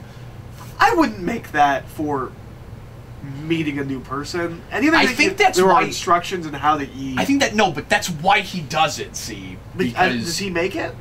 Well, and also, I think they had already decided what they were having before he came over was the thing. I see. So I'm wrong because that would be the perfect thing. Well, he might not have made it, but he might have told her to make it. He might have asked his wife, "Okay, make Branzino." That's like the standard thing that we have for new boyfriends. To make them feel all awkward and not at home, and so that I can see if they're willing to do crazy things that I want them to do in order to date my daughter. But that's not what it is, because she says, "Hey, you should come over, we're having Branzino," and he's like, "What is Branzino?" And it's a whole thing. I really like this conversation. I like these trying to be respectful. Should we try Branzino? We should have gotten Branzino. And had it. We should try it. Maybe we'll do Branzino for Amazing Spider-Man 2. I really like that he is... We won't know how to prepare it. He's trying to be respectful, but he's still a teenager and he can't help himself. Yeah. And I like that Captain Stacy's whole... He's an adult, and he sees the big picture, and Peter can't. Yeah. I really like this. I feel like in a lot of teen and he needs movies, to be challenged like this.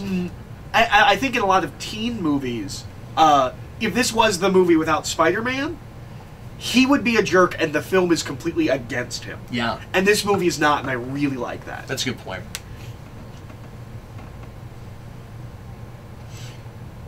And not only does he have a point, Smoking outlaw. Not only would he have, because this isn't just your standard obvious the superhero's not working with the police and he is taking the law into his own hands. The Punisher should take the law in his own hand. He is. It's not just that. He's actually a liability and a problem and scary right now. And that gives this a very different dynamic and isn't just what we've seen every time, because he's not a hero yet. It's really important that one of the big tenets of a Spider-Man origin, of the beginning of Spider, and not just an origin, but early Spider-Man, whatever version you're doing, is he can't be a hero at the beginning of wearing the costume. Like he should be wearing the costume for a while and only be out for himself, and then figure out how to be a hero. And this nails that.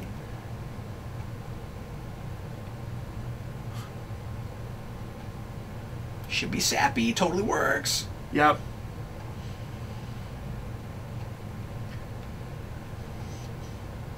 It's because he doesn't say it earnestly. Yeah. And that's exactly what you do when you're falling in love in a relationship. You're just, like, in the very beginning, falling in love is the wrong word. At the very beginning of a relationship, when it's all chemistry and heat. Yeah, yeah. You're just going to say things to make sure that person still likes you. And so when he says, "I've been bitten," she doesn't react if that's corny or anything. She just says it back. It's kind of realistic, I think. And it's great because that's not what he's saying. Yeah, He's actually trying to tell you. No. If that was this sold is as, a Batman scene. If that was sold as the romantic line of the movie, if he intentionally said that, if it was on the and posters, she echoed it, yeah, that'd be really bad. Oh man, the face posters, and like his says, "I've been bitten," and she says, "Me too." That is Twilight Spider-Man, is what that is. Which is what a lot of people worried this would be. Really? Because remember, Twilight's real big when this is getting made. He's got big hair. That's a good point. And it's focusing more on the relationship. Like a lot of people worried that we were going to see, and some people felt like that was what this movie was, and those people don't know what they're talking about. It's also really cool that she finds out in the first act like this. Yeah. Or maybe I guess we're into the second, but yeah, but like this. Because she's not really in the first act at all. But she shows up a little bit. This early in the movie. Yeah. That's so cool. Yeah. That's also very Ultimate Spider-Man. Issue 13, Mary Jane finds out. And like I'm not saying that that's as turning the dual identity thing on its head as it would have been, 10, 20 years ago, or earlier, because we have done that kind of thing more. Ghost Rider did it. I mean, we have done that more often. Yeah. But you don't expect it for a Spider-Man thing, and that's one of the things that tells us very quickly we're going our own way, and you can't predict exactly what we're doing, because Gwen doesn't know he's Spider-Man when she dies in the comics. So like we're very much going our own way, and that's also really well. Nice. She does now. I know. It's been retconned. That's canon. I know. She knows. But before a month ago, she didn't. When one of the worst writers in comics ruined a great character. Anyway, but what I was going to say Ben is Reilly's the great character they ruined. It's that I think is probably another reaction to the Sam Raimi movies, but a smart one, where like we spend 2 movies where he's not being proactive about that with Mary Jane. He not only tells her, he's real proactive. He shoots his web out and he brings her to him, and like, yeah, he can't. Which is cute and flirty. It is, and I like it, and it's hard. It's hard for him to say it. That should be difficult. But he does it, he's proactive, and he makes that happen, and he does it in the first movie, in the Raimi trilogy, and it's not at the end of the first webs movie. Out of his hands. Why do you have his web shooter on? Because he wears the costume on underneath his clothes. You can see his hands. And what's that? You can see his hands. The web shooters are in the gloves. Well, he might have slipped it on. Okay. I don't know. I never thought about that. You're making a really good point right now. I don't know. Lizard roaring. It's not Hulk roaring. It's not Abomination roaring. It's a lizard roaring. That's an adjective. It's the kind of roaring that it is. I've also lizard roaring. never heard a lizard roar, so like I can't picture that in my ears. Lizards don't roar. And I've never seen an elephant fly. It'd be like if it said, like, I don't know, like elephant chuckling. Like, I don't know what an elephant chuckling sounds like. Like, lizards don't roar, elephants don't chuckle.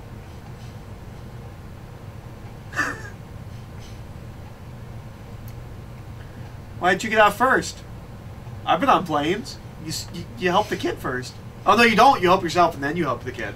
That's right. He's been on planes, too.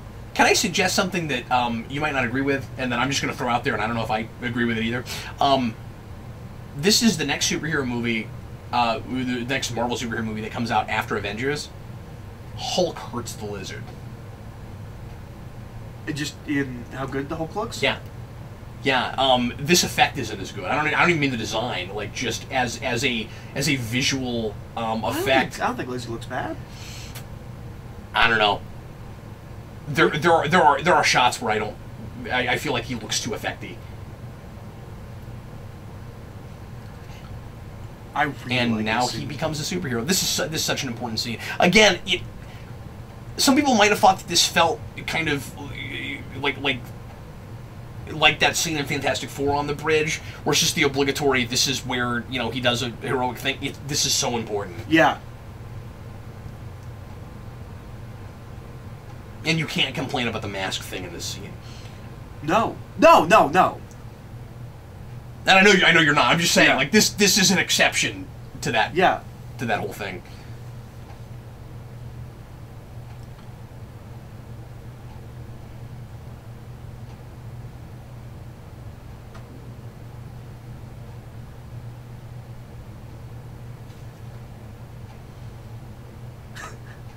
I like that.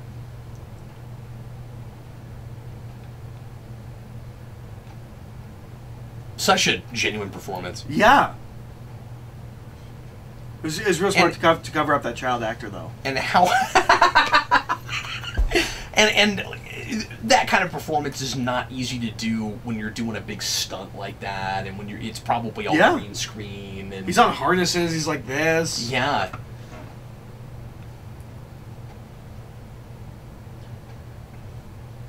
I mean, there's a good example of story-driving action.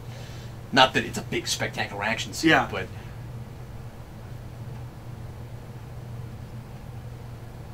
that's not a big spectacle thing. I'm the human spider. You got my name wrong. That guy looks a little bit like an older Bruce Campbell. He's gonna come back. I love the staring at the mask bit. Yeah, he looks like a cover. Like, you would do that as a Spider-Man cover. Yeah, but I really like it because now he's conflicted in trying to decide what the mask means. What am I about now? And that's where the identity goes from vengeance to hero. And he's not going to go after the burglar anymore. Yeah. And that was an issue a lot of people had where they're like, we dropped that thread. I used to say that. Then I wrote about it. We didn't drop that thread. He changed his mind. Yeah. It's a clear choice he makes. Well, and now I'm about something else. And Captain Stacy's speech is real important to getting him there. Yeah. It was a training exercise. Oh. Big lizard in the lab coat. We're just gonna make everything Ninja Turtles. We can't get away from it. Yeah, we really can. Can we just throw a Ninja Turtle movie in the middle of this, even though we have been doing all Marvel? Oh, of course it's a Sony TV. You think they'd advertise new product? Look, it's our show. Not product they put out in 1993. We can do whatever we want. They're poor people, you know. I don't think they are poor. I don't think they're poor like. No, not like they are in the first Raimi movie. Yeah. No. I think they're middle class. I don't think they're poor. I think they're living within their means. 20 glowing watts of 60 glowing watts of it. It's not that whole thing. Is this scene the last of the weird he does something with his powers that nobody reacts to? I think so. I think it is. I think it's the last time we do that hokey, awkward thing. I don't know, he has to close a couple more doors.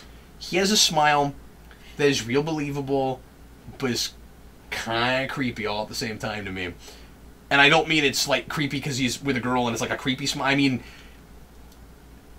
he can smile wider than anyone I've ever seen. This is also an Ultimate thing. Conversations on the bleachers. That's the thing that makes me it's the biggest smile you can get before you're like Dr. Phlox, like a Denobulan in Enterprise, and then that becomes like a special effect where it's a smile that goes even farther up his face. I would have gone Melina in Mortal Kombat. Okay, all right.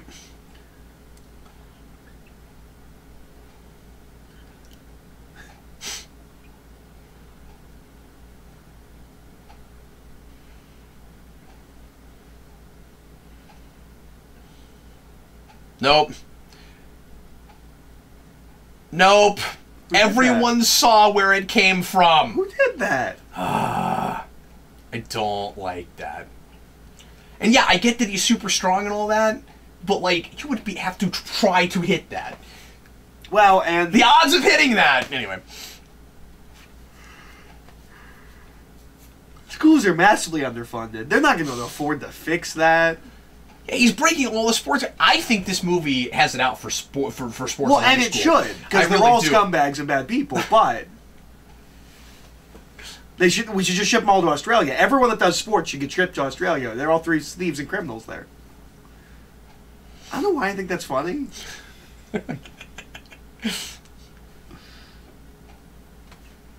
Do we have Australian viewers? Do I offend someone? No, we do. Oh, yeah. When I say Australia's full of thieves and criminals.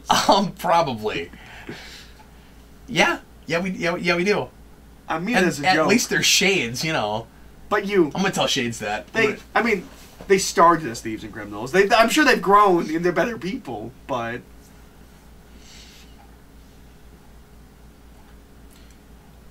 We moved all the natives. I mean, like, there's problems, you know. Yeah, but we aren't deported criminals from England. We left. Yeah.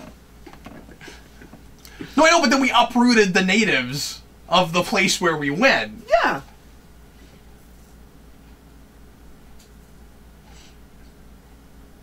Are you threatening me? I kind of feel like, I feel like you're doing a real bad job of, like, trying to not veil a threat. yeah, why aren't you able to hide that? I just need to know if there's some reason that the lizard taking over is making it so that you can't help but tell the truth right now. That's also a real standard superhero movie and comic book thing, isn't it? Well, and it's immediate. He has his plan. He's set. He's doing things now. Now part of that's because we transform so late in this movie. Yeah. But I do think this feels more natural than the Green Goblin stuff in the first one. This is real gross. Yeah. Oh. It doesn't feel like. Uh-oh.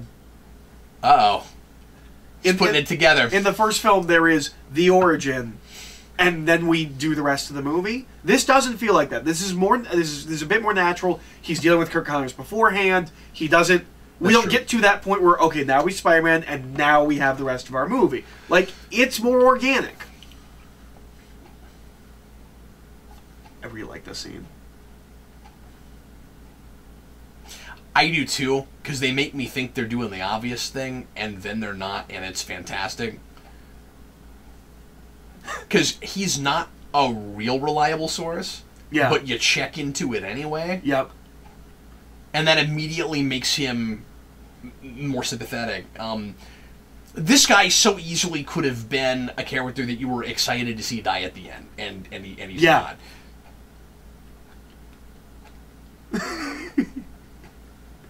And I also buy that he raised her, which is impressive. Yeah. They make me fall in love with her, and I don't hate her dad. That's... You know, he's got a sense of humor that clearly wears off on her a bit. Yeah. Yeah, and he's a layered character. Yeah.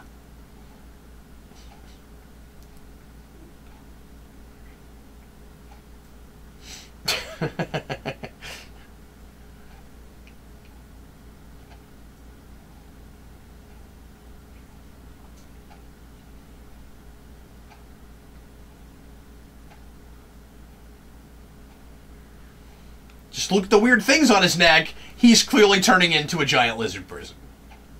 I also like that they think that he looks like a dinosaur because he looks like a Goomba from the Super Mario Brothers movie, and that's all based in dinosaur And in one of DNA. the cut scenes, he calls him a Goomba.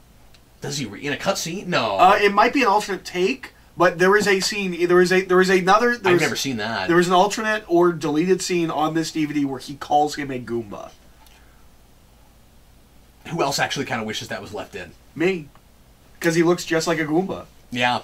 But some people might say, like, don't call attention to it. Nah, I think it works better if you did it, if you said that. But it also means that they started from that place, because you would have done that line before the effect was finished. Oh. They already knew it was going to look like a Goomba. That's not like an unfortunate thing. Well, it's naturally, if you take the snout off, it kind of looks like that. Like, that's probably what the preliminary drawings look. Honestly, this is going to sound like a weird point to make, but I think his design looks like a rejected design for a movie that got it right. If that makes any sense. You know, you see a lot of weird drawings where, like, okay, that was like a step in a process. Looks like the process wasn't finished to me. Well, they didn't have enough time. That's fair. That could have been the first draft they got. Yeah. Yeah, it looks good. That's fair. This is clearly also Spider-Man. Yes. Yes, yeah, absolutely. And also, Cyclops should have been like, "Hey, it's Ivan Ooze!" But no, I'm just kidding. because he doesn't actually. He doesn't look like Ivan Ooze at all, and everyone needs to stop saying that. I know. I'm making fun well, of that. nobody's been saying that anymore because everyone's forgotten that movie exists. I'm just making fun of that whole thing. It bothered me. No, he I know. didn't look like Ivan Ooze. It was just the lighting. Which makes me think they will never do Kang, because apparently if you're purple, you look like Ivan Ooze, and the internet's going to make fun of you. This is totally what a modern superhero teenager would be doing. Yep. While he's just waiting around, he would be playing games on his phone. Yep. And he was specifically playing generic Snood. And I actually like that he doesn't have his mask on here, because why would you play a phone game in your mask and there's nobody else here? This doesn't feel like a vanity thing. And he's wearing it over his head so he can pull it down real fast. Yeah. And I also kind of more buy, for whatever reason, that mask goes all the way down. I mean that like it pulls over as opposed to being one piece, because it looks like one piece in the movies. And I mean it still does, but just something about how he pulls it on and well, it's because you see the back so takes often, it off. Yeah. and you know how it I assume Velcro or something. Well, it wouldn't be Velcro. That'd be real embarrassing. Just like this is real McFarlane-y. Yeah. Like you said, McFarlane Spider-Man, but once the lizards show up, it really feels like that. That seems like a choice he would have made. I mean, McFarlane's first arc was the lizard. That's Torment. I mean, it's terrible. But we do a lot of that kind of stuff in Spawn. We got a lot of like insects that follow people around, in a big horde. We do it with rats and stuff.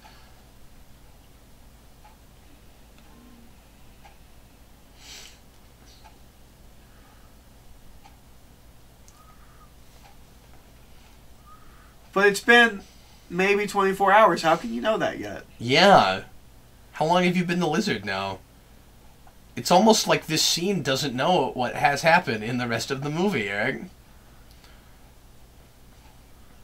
I like that.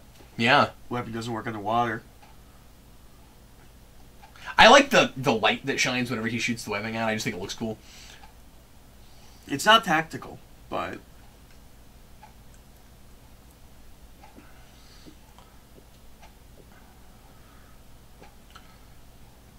No, but it could be practical when you're swinging around at night. That's true. I mean, it might be cooler if it was a thing you could turn off. Yeah. I mean, that would be really useful, but, if you used it kind of like headlights...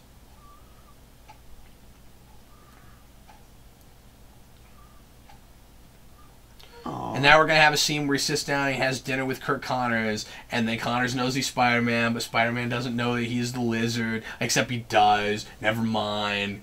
I'm just kidding. That doesn't happen. And he's going to be on the ceiling, and blood's going to fall down on the floor in slow motion.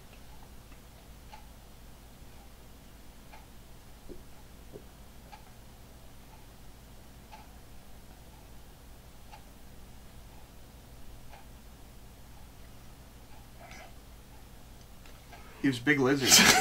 He's a lizard man. Oh, he actually says that. Oh. Wow.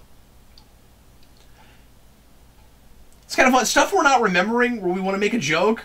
The movie fully knows what it's doing. I mean, that's a big credit to the script.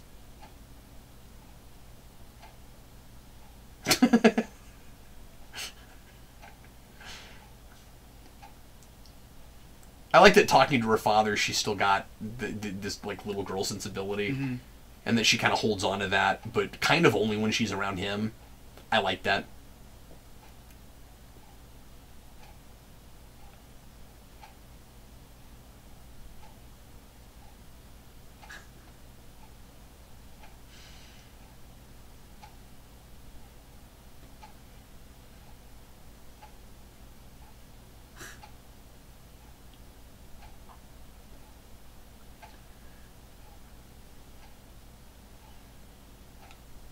Scene's well written, I have nothing to add. Yeah, I agree. This was a big trailer moment. Yeah. God, I just love her. She's just a... Yeah, she's great. She's one of those few love interests for a male superhero that, like, I buy he's falling in love with her because the movie kind of puts me in his shoes, and I'm falling in love with her too, and I just... I love her.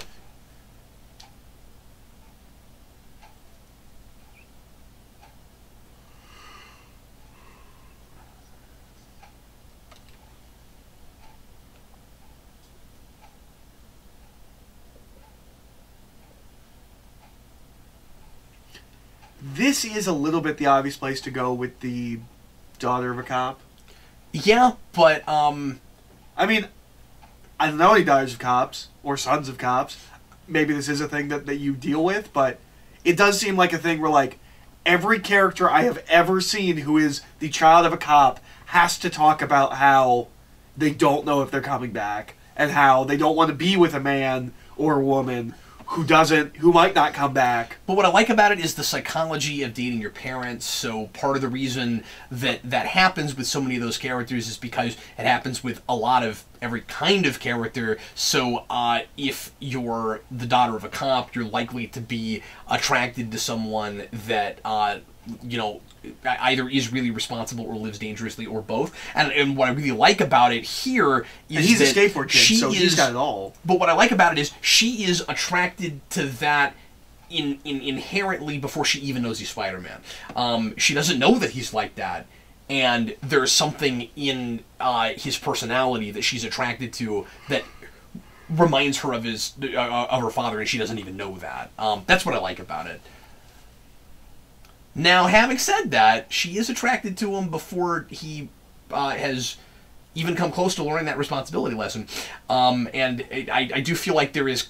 I mean, it's not a light switch, but I do feel like there is... He's a little bit of a different person 3 scenes ago than he is now. And I feel like she would have been more likely to fall for him after the kid on the but they're getting to know each other. Yeah, sure. He's a cute guy. She's a cute girl. Right, but I guess I just kind of am assuming that like she doesn't know him at the beginning of the movie when they're just kind of flirting. No, I know that, but I'm just assuming that something that about him is already reminding her of her father, and she doesn't even know it. But perhaps not. Is this? Did we have? Is this him going crazy? Is this the lizard talking to him? Like, I don't know what his internal logic is mentally. Is the lizard corrupting him? Like, is it two separate personalities and he's... Mm-hmm. The lizard mind is stronger? Well, they are talking to each other. It is that Green Goblin thing. It does seem to be multiple personalities. And that lizard, the cock thing. Yeah.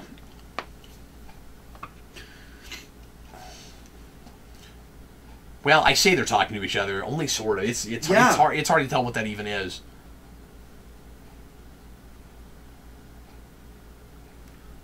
I kind of think the movie would be better served without that scene. Yeah, because I think that's the only place that it does that. And it's also like kind of comic booky in not a great way. Yeah, exactly. Unless it's that kind of movie, but it's not that kind of movie. Hmm. Here's my one lab coat scene. Nope, not true. He wears it again a little bit later. Oh, that's right. And then bullets ruin it. Yeah. In fact, I didn't even remember that one. Why would you keep putting on a lab coat if it's going to keep getting destroyed? That's not practical. Also, because they're trying to appease you. Then just give him the lab coat. That's why. And leave it Leave it there. Yeah. Well, and I mean, it'd be cooler if it like slowly got shredded. I remember there were questions about the lab coat, and they lied to us at panels and said he would have it. Like, he does have it. He just doesn't have it throughout the whole movie. That's not what I wanted. That's not a lie. They didn't say he'd have it the whole time. It's not. I feel like you'd be a great politician. Like yeah, I feel that way too. No, I feel that way myself. I feel that way myself. That's what I was going to say, and then I decided it didn't make sense, and then you said it anyway. I like how he. I was just going to say, landing on your back like that would hurt a lot when he like sides across the room. No, he doesn't wear his costume under his. He did at one point. He keeps it in the backpack. Well, he does right now, but earlier he had it on under his clothes. So apparently sometimes he does it like that. And then that's convenient because, no, he's like pulling clothes off while he's swinging to the bridge, isn't he? I thought we saw that. So... I talked about this in the other commentary. I've got to mention this real fast. I do not like the soundtrack here at all. It doesn't remotely fit with what's going on. I'm not gonna notice the soundtrack unless it's really good or really bad. Yeah. There is one that is really jarring to me later. I know exactly what you're talking about. It's the horror film's violin stings, right? Yeah. Yeah. No, I hate that. But this is such a strange choice. This just constant orchestral string stuff.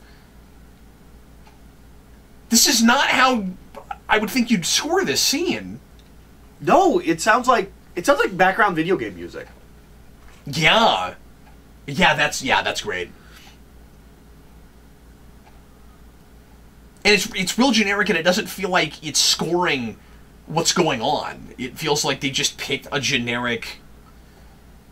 I really like this, and I wish we had more of and this. It's also throwing back too much to Elfman. And I'm hoping I'm also hoping Homecoming has more of this, where he's gonna like move around more, like this really dynamic fight. Yeah. I really like this. Yeah, because Spider-Man's really agile. He crawls across his back. That's awesome. Yeah.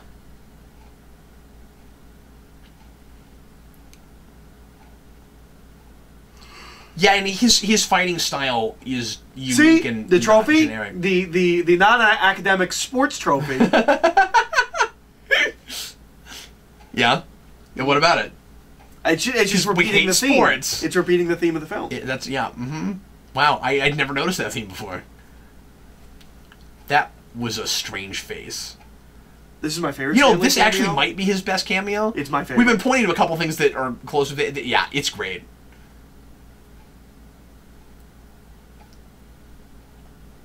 And it's one of the only times that he's there during a big special effects action scene.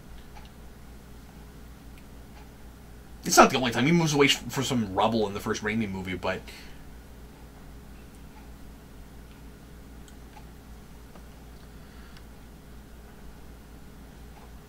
It is interesting, because this movie's looking at Ultimate a lot. It is interesting that you would pick the Lizard, because he's not in that book. Really? Well, kind of. There is one Lizard story. It is in Ultimate Spider-Man, or it's in Ultimate Team Up, and out of nowhere, Man-Thing shows up at the end and stops him. What? And you would think it wouldn't be in continuity until at the end of a story arc, Peter goes Kirk Connors and like has this big conversation with him. And Kirk Connors is a great character in Ultimate. He's real creepy and scary. But the Lizard thing is barely used. If I'm trying to make if I'm looking at Ultimate, I'm not going to the Lizard. Although I guess if you're looking at Ultimate, you would go to Dr. Octopus or Norman Osborn, but we've already done them. I also like that we use Gwen as a sidekick, and we played with that more in the sequel. But that she's not just a damsel in distress. Obviously, she's yeah, she's a strong female character. She's proactive. She's smart. She has ingenuity. Yada yada yada. But also, she gets roped into the story and does things and helps him out, and I like that a lot. Yeah, and it fixes that problem of Peter Parker has no one to talk to. Yeah. That is such a big problem with a lot of Spider-Man things, and that's one of the biggest problems with the Raimi movies. And because you take away internal monologue. Yeah. It's not as big a problem in the comics because he's talking in his head all the time. Yeah.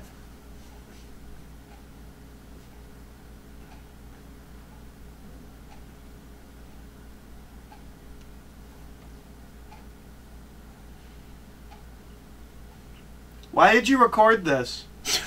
What were you going to do with it? Yep. Is it viral? Is it important? You recording everything now? You didn't it's say important? If it was some sort of a log, or are you working on a memoir? Hey, Kirk Connors here.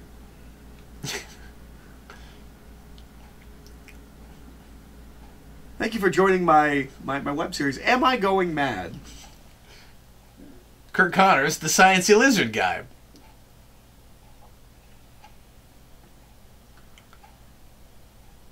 I want that Spider-Man off the street. That's the thing that I wish they'd carried with this film that they wouldn't, because he graduates in the next film. But there's a big thing in Ultimate where everyone just knows after a point Spider-Man goes to this high school. Really? He's here. Things happen here. Like, bad guys have invaded. Yeah. Yeah. I really Spider-Man like that he has comes to and go attacks him there. It makes it a lot harder to keep your secret identity, but then we don't actually do anything with that. Yeah. Well, you're right. I guess we can't. There's my lab coat, and there's it going away. But at least it's there for a while. No, not at least. Give it to me or don't. I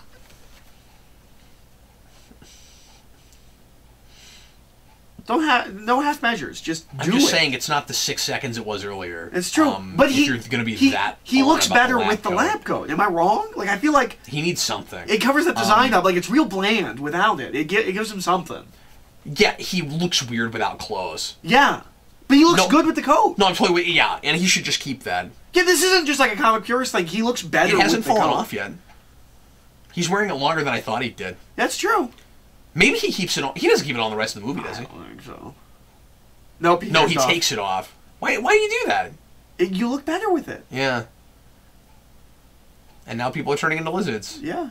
Just like I wanted. In this really intimate love story. Oh man, that thing that we mentioned earlier is coming back to the plot? Wow. You know, so much of good writing is set up and paid off. Oh man. It's so hard to find a good deli. Yeah. I came up with a different joke, for that. and then we cut from it, and so I just said it for Bed Bath & Beyond because it was New York Deli. I was like, what if that's a deli in New York? And I didn't make that joke.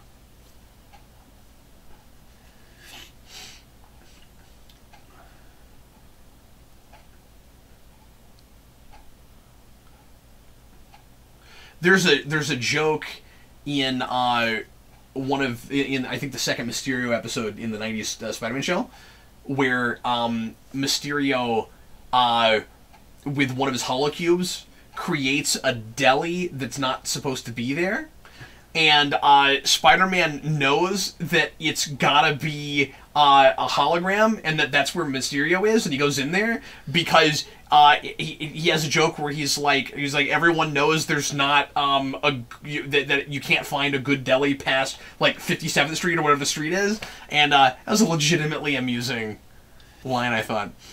There's the POV thing there's again. The other one. Yeah. Now, I like the music cue here a lot. And we sold the movie on that shot real hard. Yeah, it's not the ending shot, which is what I thought was in the trailer. Yeah, I thought the last shot of this movie was also in this But they did that trailer. crap to us with 2. I know they did, but I thought they did in 1 as well, and it's not. They do the manhole covering too, and I just want to punch people. Ugh.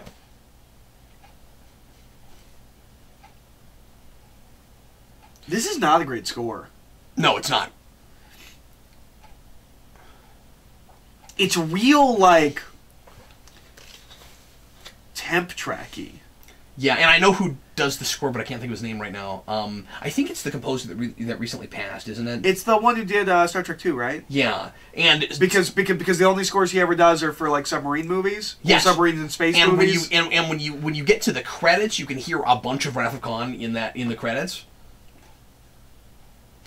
So thematically, I've always said I wish this third act was during the daytime, or becomes daytime. Or yeah, sure.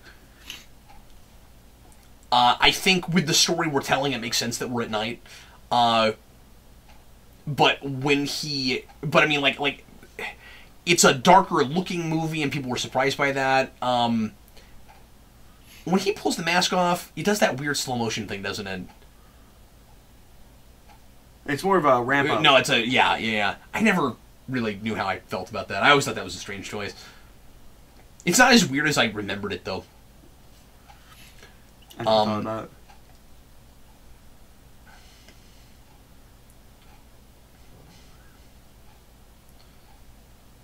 Eric, I need you to fly solo for a minute. I'll be right back. I like how he stands there. It's very comic booky.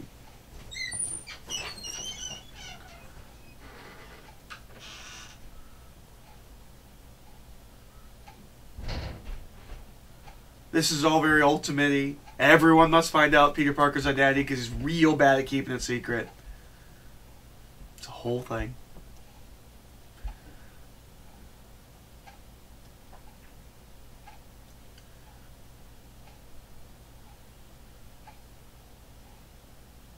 This thing's not awful, but it's real generic. I think we use this as the theme in 2, but it's better. Like, it's like redone or something. I don't know. I like it better in 2.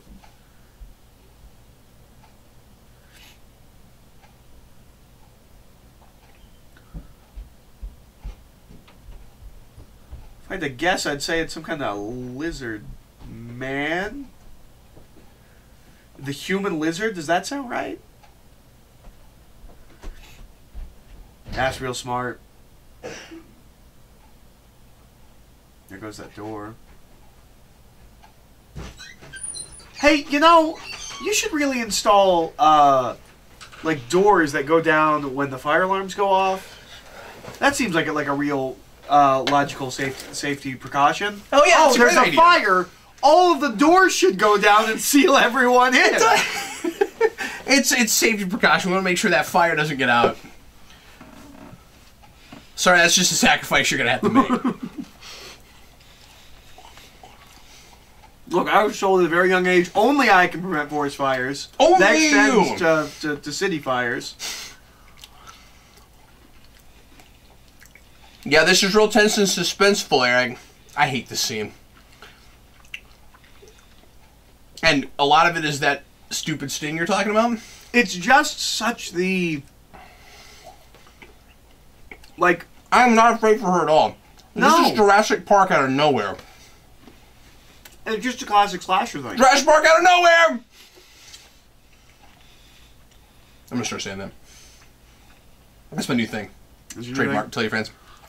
I just trademarked Jurassic Park out of nowhere. I don't believe I can do that. I'm pretty sure Universal still has the rights to that. I don't think I can do that. I know, going the phrase, I feel like there's some wiggle room there. I don't think they ever say MacGyvering in MacGyver, but nobody trademarked it. Somebody should. I like the, I just like the absurdity of a theme park out of nowhere. Oh, I assume the film. If you are south of 34th Street, no. You should okay. Throw DVDs at people like Jurassic Park out of nowhere. Tyler probably just chucking DVDs at people. That's a... South of 54th Street. See, that's where you can't find a good deli.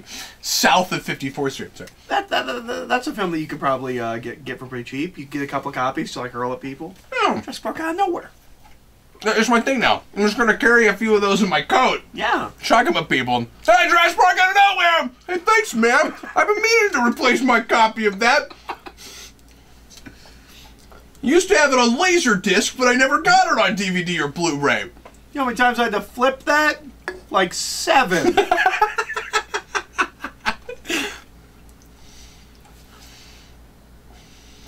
Now, I never had a Laserdisc, but I've listened to Laserdisc commentaries that show up on DVDs. Me too. The best one is Chasing Amy. Really? Because in the first 10 minutes, Kevin Smith says that he is recording Laserdisc commentary and DVDs. It's an inferior format. What? But it's the same commentary track on the DVD. That's great. And then there's an introduction on the DVD where he says, "This is said in the first 10 minutes." I didn't say it. It was probably Ben Affleck saying it. You know, he gets real crazy. So, are you in the camp that says, could we not have all of New York to come together like this? Yeah. It's a holdover from the Raimi trilogy that we don't need. This is its own thing. This really feels like they could not get out of the shadow of Raimi. Yeah. And because of that, I wish we hadn't done it. If you can ignore that, I like it somewhat in the context of this movie, just because he's kind of proven himself to a degree, maybe not enough, I don't know, but you know, the idea that like he's setting an example, and that's part of the point of you know, trying to be a responsible person is to hope that you rub off on other people that will do the right thing and help other people, and that's how we make the world a better place. But yeah, it's impossible not. There it is again. It's impossible not to think Raimi when you're watching the scene. It's also the only time. Well, and this is real bad. But it's also the only time ever in any of these films we ever think about where is his webbing going and can he web from here to there. That's true. I mean, it is kind of cool that we are paying attention to that, but we'll never do it again. Yeah. And we're not going to do it before this. He could be in a desert. We're not going to get cranes everywhere. Well, and that's a constant with Spider-Man is you generally don't think about it. Even in the video games. You're just going like this. It's cool. I mean, I think some of the same Raimi movie or games did a good job of that, where you had to anchor it to a specific place. I think Ultimate Spider-Man does that too.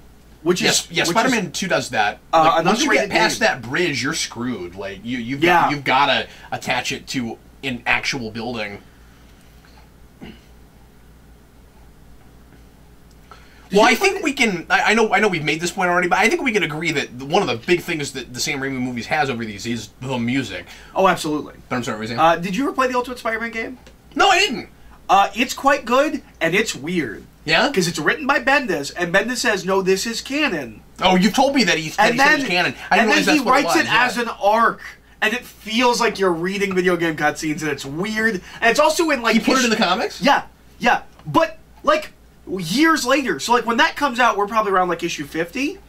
He finally shows you where that storyline fits in like, issue weird. 120 or something. So it wasn't like a mini or something. It's in the monthly. It's in the monthly. Whoa! I didn't know that. Because there's things that he does, like Silver Sable shows up and she knows Peter Parker's identity. Silver Sable wasn't even introduced when that game came out. Okay, that's not an accurate line. Her boyfriend is not a man of many masks. He's a man of a mask.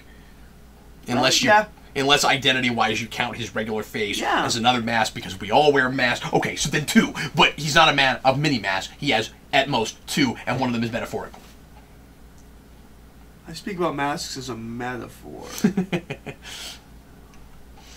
But I also know quite a few things about Norse history and mask culture. Not the best Ben Stein I've ever heard. Not terrible. It's I wasn't all right. really trying, but... I also don't know if I could do a good one if I was trying. Why aren't you wearing a coat? Okay, so we do the first-person POV way more often than you but thought. We don't. It still doesn't feel overused because we don't do it as full sequences. We only do it as full sequences. We cut twice. to it. Yeah, it's just a stylistic choice. We want to feel what it's like when he's web swinging, and because we can do it now, and it looks good every time we do it. These movies look better than the Raimi movies. I mean, some of that's not fair because, you know, maybe some of the technology got better. Absolutely. But they know how to use it.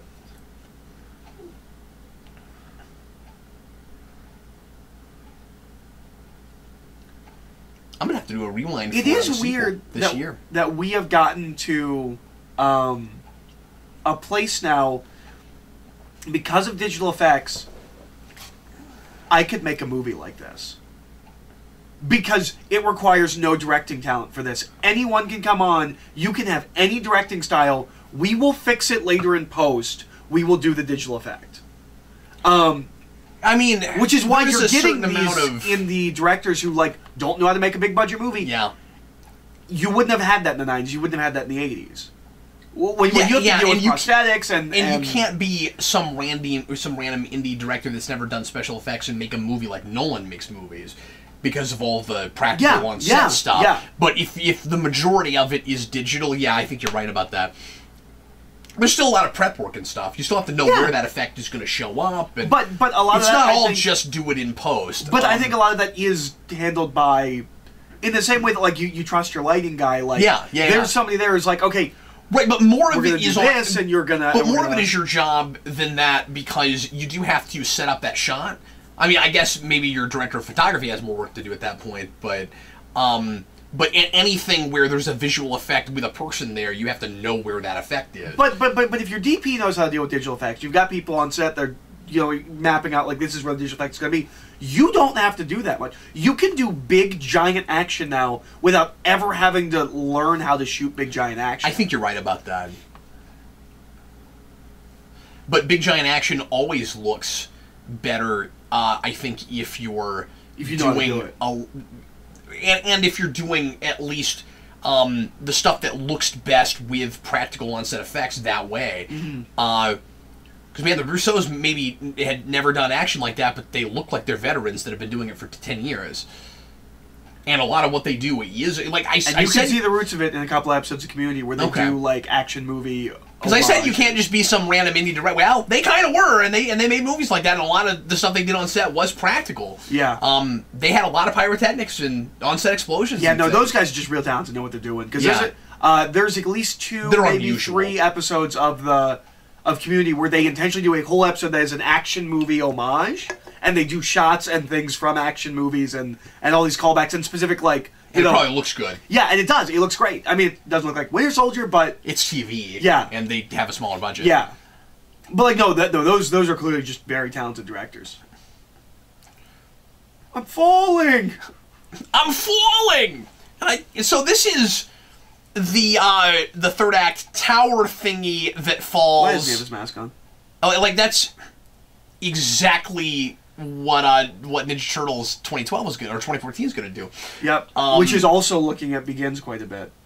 And it looks at this with the whole like that movie feels a lot like weaponized vapor thing in the air thing. Yeah. But we've gotten to where I don't like this because it looks silly. Yeah, it does. But I was just going to say that a lot of our third acts with superhero movies are either this or they're Vortex of Doom. Yes. Or they're big giant monster or machine or something knocking buildings down. I can think those are the three now. Yeah. The closest Begins comes to is that third category. It's not exactly that, but... I mean, this is a little Beginsy, but it's not exactly the same. What's Beginsy about this? Big mist vapor that's that, going to affect yeah. the whole I city. thought you meant something about the lizard. No. I meant the third act of this movie. He's not going to kill him, but... Yeah. Or how do you feel about the whole keep Gwen away thing, and then what we do with that moving forward? I like it because he's a teenager and he makes mistakes. Yeah. But I mean, do you feel like it's like forced drama or obligatory, or do you feel like this is what he would say? I don't know. It feels really Spider-Man. Yeah. And I like that. Because Gwen doesn't really like that he... It doesn't seem to like that he holds him to that he like forces that, and that he puts him in that position. But I like that Peter Parker in the second movie has an internal struggle of what is the right decision? Do I be with the person I want to be with? Do I do I uphold my vow? And is he right? Should I not involve Gwen in my life? Like, I really like all of that internal struggle that he goes through. My issue with it is, I feel like, and now that I've seen the second I movie... wish it was more cliffhanger at the end of this movie. Yeah. I kind of feel like that's interpretable. Because, I mean, he's a police officer and decided to get married and have a kid. What he's asking Peter to do is almost a double standard if you read it the way Peter is. You could easily read that not as don't be with her, but don't let her keep being your sidekick. Like, that was always my thing. Oh, I never read it like that. But he says leave Gwen out of it, not stay out of her life. And again, he got married. But Spider-Man's life is way more dangerous.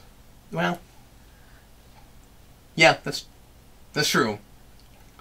And he's not saying you can't have a wife. He doesn't want that for his daughter. Yeah. And I think that's also a cop thing, is, like, I don't want you to marry somebody and go through, like, what your mom goes through. Yeah. This is my life and we're here, but, like, this is something that I have done to my wife, kind of. Yeah, and, like, they're losing me, and this is a sacrifice I've made that is not fair to them. Yeah, no, that's right.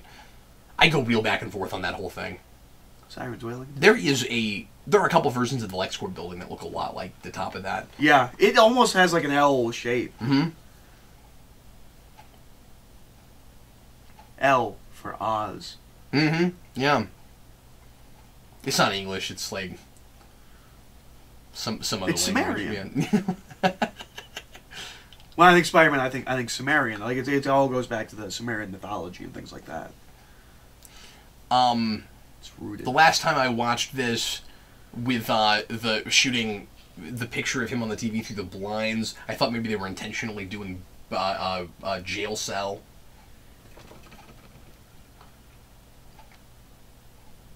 And maybe even to foreshadow that we're going to see him again, because he shows up at the end of this in a jail cell. So, this moment's supposed to be cute. It's like 3 days later. She's probably already gotten the eggs that she needed. It's symbolic, though. It's him saying, I'm trying to do both of these things. Mm-hmm. I'm trying to be responsible for both sides of my life. I've got to be a superhero, but I also have a responsibility to she has no to superhero. you. Yeah, but she does, too. I feel like that in this movie. I don't in the second movie. Yeah, and that's a big misstep. Yeah. She has to. Yeah. She's not asking any questions, and he showed up right after all of this has happened. Yeah. No, she knows. I don't care what the second movie does. Yeah. She has to. Or she knows he's involved in some way. I would just assume Underground Fight Club. I see it all the time on TV. These kids are just getting involved with Underground Fight Clubs left and right. Something about the way she reacts to that whole thing, though, tells me that... No. She's not going to ask questions because she's proud of him and she doesn't... That's exactly how I read it when I saw it in the theater, but 2, it completely ignores all that. I do not know what Mark Webb was thinking, because... This is the big Although scene. we can't necessarily blame him because... He didn't write it. Yeah, and the guys that did... I can see... They're not great. I can see them doing a thing like that. This is the big scene I remember in theaters being like, oh, he looks like an adult. He doesn't look like a teenager. Really? Yeah, I don't know why. Okay. I'm not I don't know seeing it right what looks now. any different about him here than any other place in the movie, but alright. I don't know, I just remember there being like a thing. Or I'm like, oh no, it's when he turns to the side. Like, when it's a profile shot, he looks older.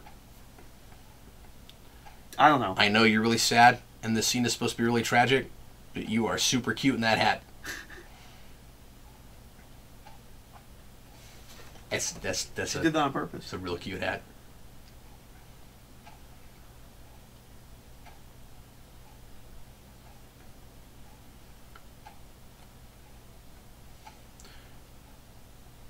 Regardless of reservations that you might have about this ending, because I was never real sure about it, I always thought the other big Spider-Man thing they nail is just how impossible it is to balance these two sides of your life. Yeah. And that does not seem forced like it did in the Raimi movies to me. Yeah. Here it's just, you're either gonna let people physically get hurt, or you're gonna hurt her. What do you do? Yeah. And if you are completely... See, she put up the umbrella so we can't see her anymore in the rain.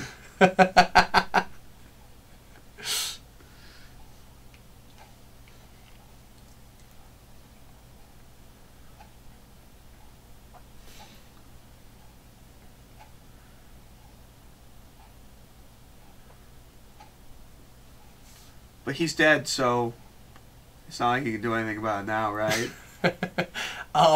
Well, Eric, that's not how vows work. Now, one thing that's a little bit weird about that is he doesn't actually verbally agree to do what he's asked. Thanks, I'm crying.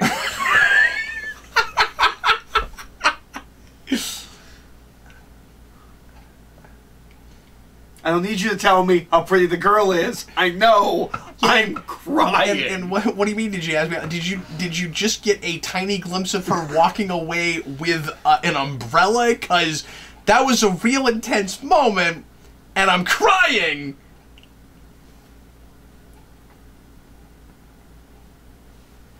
Well, he can't because he's dead. I'm so tired of staying in here. I really want to go back and put that music over that scene.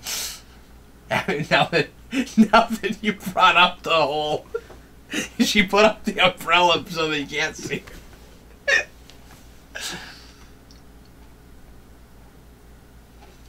Oh man! What? This is in the second movie. What's in the second movie? It's not a phone call. It's her tape. Right. We use that device in both films. Yeah. I didn't remember that. Oh, hey, look, it's Jason Wynn.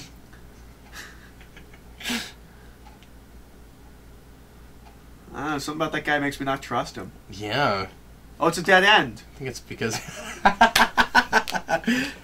that's not intentional. Sure? That's not about it. Yeah, dude.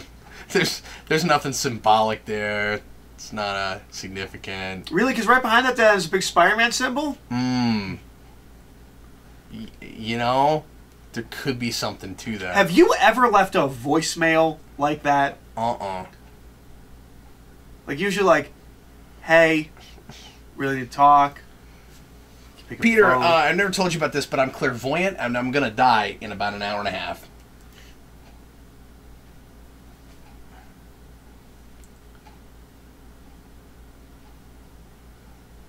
that's a cool thing that we picked from the comics. Flash Thompson is a huge Spider-Man fan. Yeah.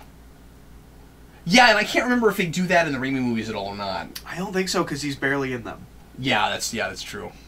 But no, that's a huge part of his character. Like, that's the one really endearing thing about him, is that he's a jerk face, but he's really idealistic and optimistic, and believes in Spider-Man when nobody else does. Which I always thought. I had this conversation with Dan. That's not true. Yep, I know. I complained about that in the rewind. Not every story is an origin story. And Who Am I is not always origin. And, it's an identity. And there's stories there about yourself, but other things. Yeah. Who Am I is not an ensemble cast story. No, certainly not. War and Peace is not Who Am I. Well, it can be. I mean, everyone can be. Like that can be the big thematic crux that holds it all together, is that everybody's trying to find themselves, and through each other. But that's not every ensemble cast movie, and a lot of time it's not. The problem with saying that every story is Who Am I is,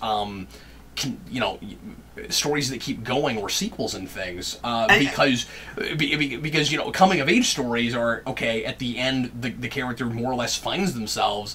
If they have to do that again, then there's either regression or they didn't learn that much. It doesn't a lot for the entire genre of, like, mystery, which is not character-driven, or non-character-driven science fiction. That's all about the world and the technology. I don't have a problem with that, though. That it's possibly implied in what she's saying that we're talking about literary fiction, and that's probably part of a grander lecture, so she's probably talking about literary fiction.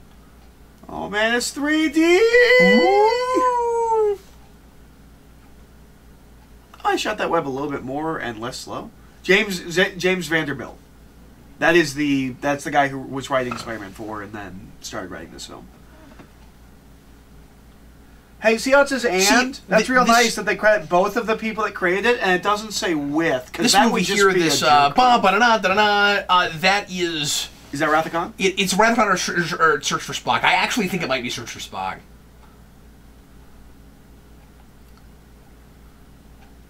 I couldn't believe it when I finally recognized it, because I didn't think of it in the theater. Or,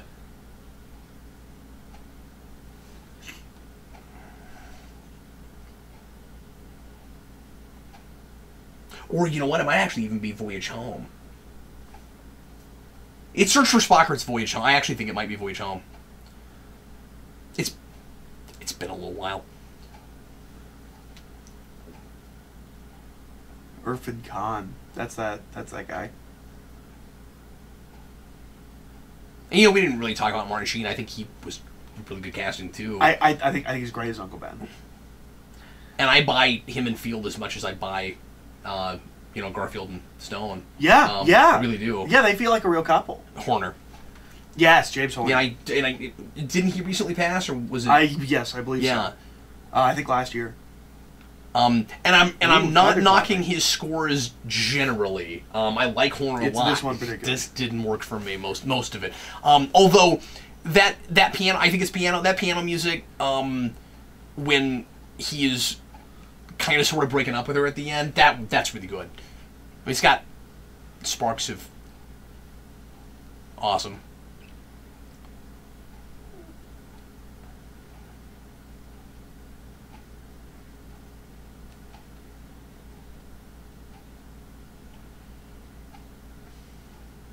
I really feel like you get to this part and you're like, oh yeah, that's right, the whole parents thing. I have not been brought to care enough. Yeah, when you go look at the deleted scenes and even the trailers, there's so much more about his parents in this. I don't think they have any idea who he is when they write that scene. No.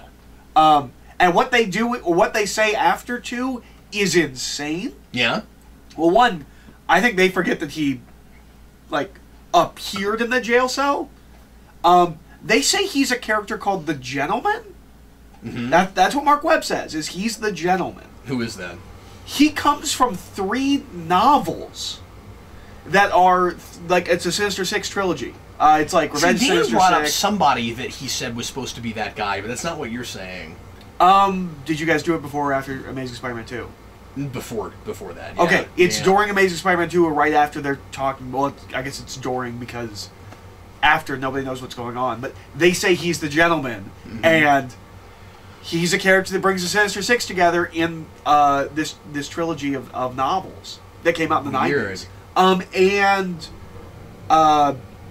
I think that story might all be involved with Peter's parents. Like, is he... Because there's a whole thing with Peter having a sister in that, so I think it's all involved with his parents. So, like, it's a Sinister Six story involving Peter's parents' backstory, but someone read them making these movies. Well, at least they... I mean, it's what you like to call a deep pull. So That's true. That's true. Some research. But what could you possibly do with him? That is my biggest thing with Spider-Man 3 is what would you do with him? Yeah, and the thing is, like, does he work for Oscorp? Well, I would assume he must. He like, doesn't in the second one. Because Harry talks to him at the end. I can't remember what he does in that movie. He shows up at the end and Harry says something, something, something, team up. right. And then we never got that movie. Yeah. Well, we're still... Oh, man, do you remember that waiting picture for of it to happen. Avi Arad? I want it to be stapled on, like, every door in front of him. No, what are you talking about? He took a picture on the set of Amazing Spider-Man 2. There's him sitting in a chair real smugly, like, reading something, I think. And behind him is a building that just says Sinister Six. Oh, I want it to be stapled to every door that's closed in front of him. Because it never happened. It never happened because he's bad at his job. It would have been cool, and this probably would not have happened. I think Marvel obviously, had a little bit of leverage, but it would have been kind of cool if Sony, in their contract with Marvel, could have convinced them to let them put out that third movie simultaneous with their using Spider-Man in Marvel Cinematic, just to finish this up. I don't know that people would have really had a problem with that. No people would have. Yeah? Because nobody likes 2. And people don't like this movie. Yeah. Like, we want to see what that third installment But it's is. still... I mean, it didn't do the guns they were hoping, but it still made money. I would like to see some kind of graphic novel or something like that. But you're right, we don't make movies for that reason. And if you're going a different way, you're never going to see 2 at the same time. But boy, I'm waiting for that to happen. I'm waiting for 2 disparate franchises of the same character to be allowed to be made at the same time. It's happened once. James Bond in the 70s. Yeah. Or at least once, as far as I know. I'm sure there's been... well, I guess there's Sherlock and Sherlock Holmes. Those started around the same time. The Downey Sherlock and the TV show That's Sherlock. not the same thing, though, because we're talking about a character that's in the public domain that anybody can use. I want to see a studio try that strategy. Is the point I'm making? That's never happened. I mean, I like one company that owns a character trying 2 simultaneous franchises with a character that is versatile enough. Like Vince always said, if you put out 2 different kinds of Batman movies at the same time, they were in the theater at the same time, I would go see them both. I would love to see that happen. I don't think it ever will. It's financially viable. But I think it would be so cool, just because it's a thing we do in comics. Now, I do think what they... if Marvel did the multiverse thing, we could. Because we did almost do what you're talking about with Spider-Man with Batman. While Christopher Nolan's Dark Knight trilogy is being made, we were going to do a Justice League movie that was unconnected. That would have had a different Batman. See, that would have been the first time we finally had that. Yep. Yeah. And I don't think that would have been a bad way to go. I mean, the closest thing we've got now, I guess, is Lego. And I mean, like, that doesn't hardly count. It's animated, but we now, can potentially have 2 movies with Batman on the title. Well, we're gonna have the Inhumans in the same. We're gonna have the Shield Inhumans. We're gonna have the movie Inhumans. Yeah, but they won't be at the same time because we're kind of done with them in the TV show, as far as I know. Yeah. I don't know if we're fully. I mean, I'm sure Daisy's still there. I haven't been watching that show, so I don't know. But no one has. Oh, it's in loving memory of someone. 2 people. Oh, J. Michael Riva, whose name I noted at the beginning of the credits as, like, a producer or something. I was like, oh, Riva's a cool last name. I am really interested to see what watching the second one with you is going to be like. And that's not a movie I know real well. It's been a while. And I did do a commentary with Dan, but it's been a while. Oh, you guys have done a commentary on that one? I think so. Oh, cool. Yeah, I say that. I'm almost positive we did, yeah. American Humane Society, mine, the animal. Yeah, I'm pretty sure because I remember making fun of those writers for putting 1701 on a license plate just because they wrote Star Trek, and I was like, did you guys really have to do that? Yeah. That's Kurtzman, or St. Kurtzman. Yeah. It's real unfortunate they got involved in that movie.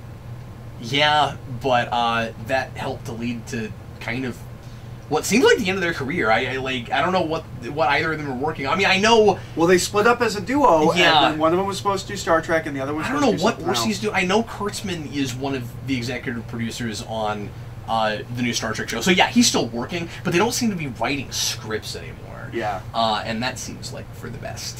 There's a trailer for Premium Rush, which I've And never Men in seen. Black 3. I've never seen Premium Rush, but I want to because it looks like Die Hard on the bicycle. I don't know anything about it. It's a movie where Joseph Gordon-Levitt is a bike messenger who gets a package that's real important to somebody, and he's biking away from them, and so they send assassins on bikes because he's going places cars can't go. Are you serious? Watch the trailer. Let's watch it right now. Are you serious? Let's watch the trailer for Premium Rush. Is that the bike messenger that clips Peter Parker, knocks him Perhaps. down, and then Shared universe, who knows? Let's watch right now. You're going to get a bonus feature. that didn't on actually this happen? It was a Mania. story he told as a cover for being spy. Do you watch these movies? Do you pay No. attention? Okay. All right. Watching the trailer bonus for feature to Marvel Mania. We're gonna watch Die Hard on a bike. Premium Rush. Let's see what this is like. You guys aren't seeing what we're seeing. Start now. Start the trailer now. He's a bike messenger. See? He's like 5th gear. I have never heard of this. Didn't know this existed. I saw the trailer and How I does he wanted make to see so this many movie so bad. movies? It seems like every year he's in like 2 or 3 movies. And he's a director now, and he was going Yeah. to do Sandman.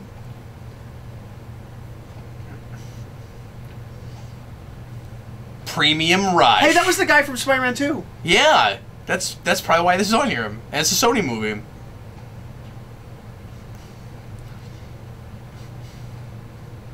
This is not the trailer I saw. I don't remember The this whole girl. movie is like a chase scene on a bike. Yes. So are we assuming that this time device thing is probably through that whole movie? Yeah, because he has to Or be there are by we 7 o'clock. just doing it in the trailer? That's I a don't know. question I have. If I were don't know. to sit down and watch 33 this, seems real specific. and every second counts. And every move matters. That was first-person POV. Yeah. Hope they don't overuse it. It's probably for 3D.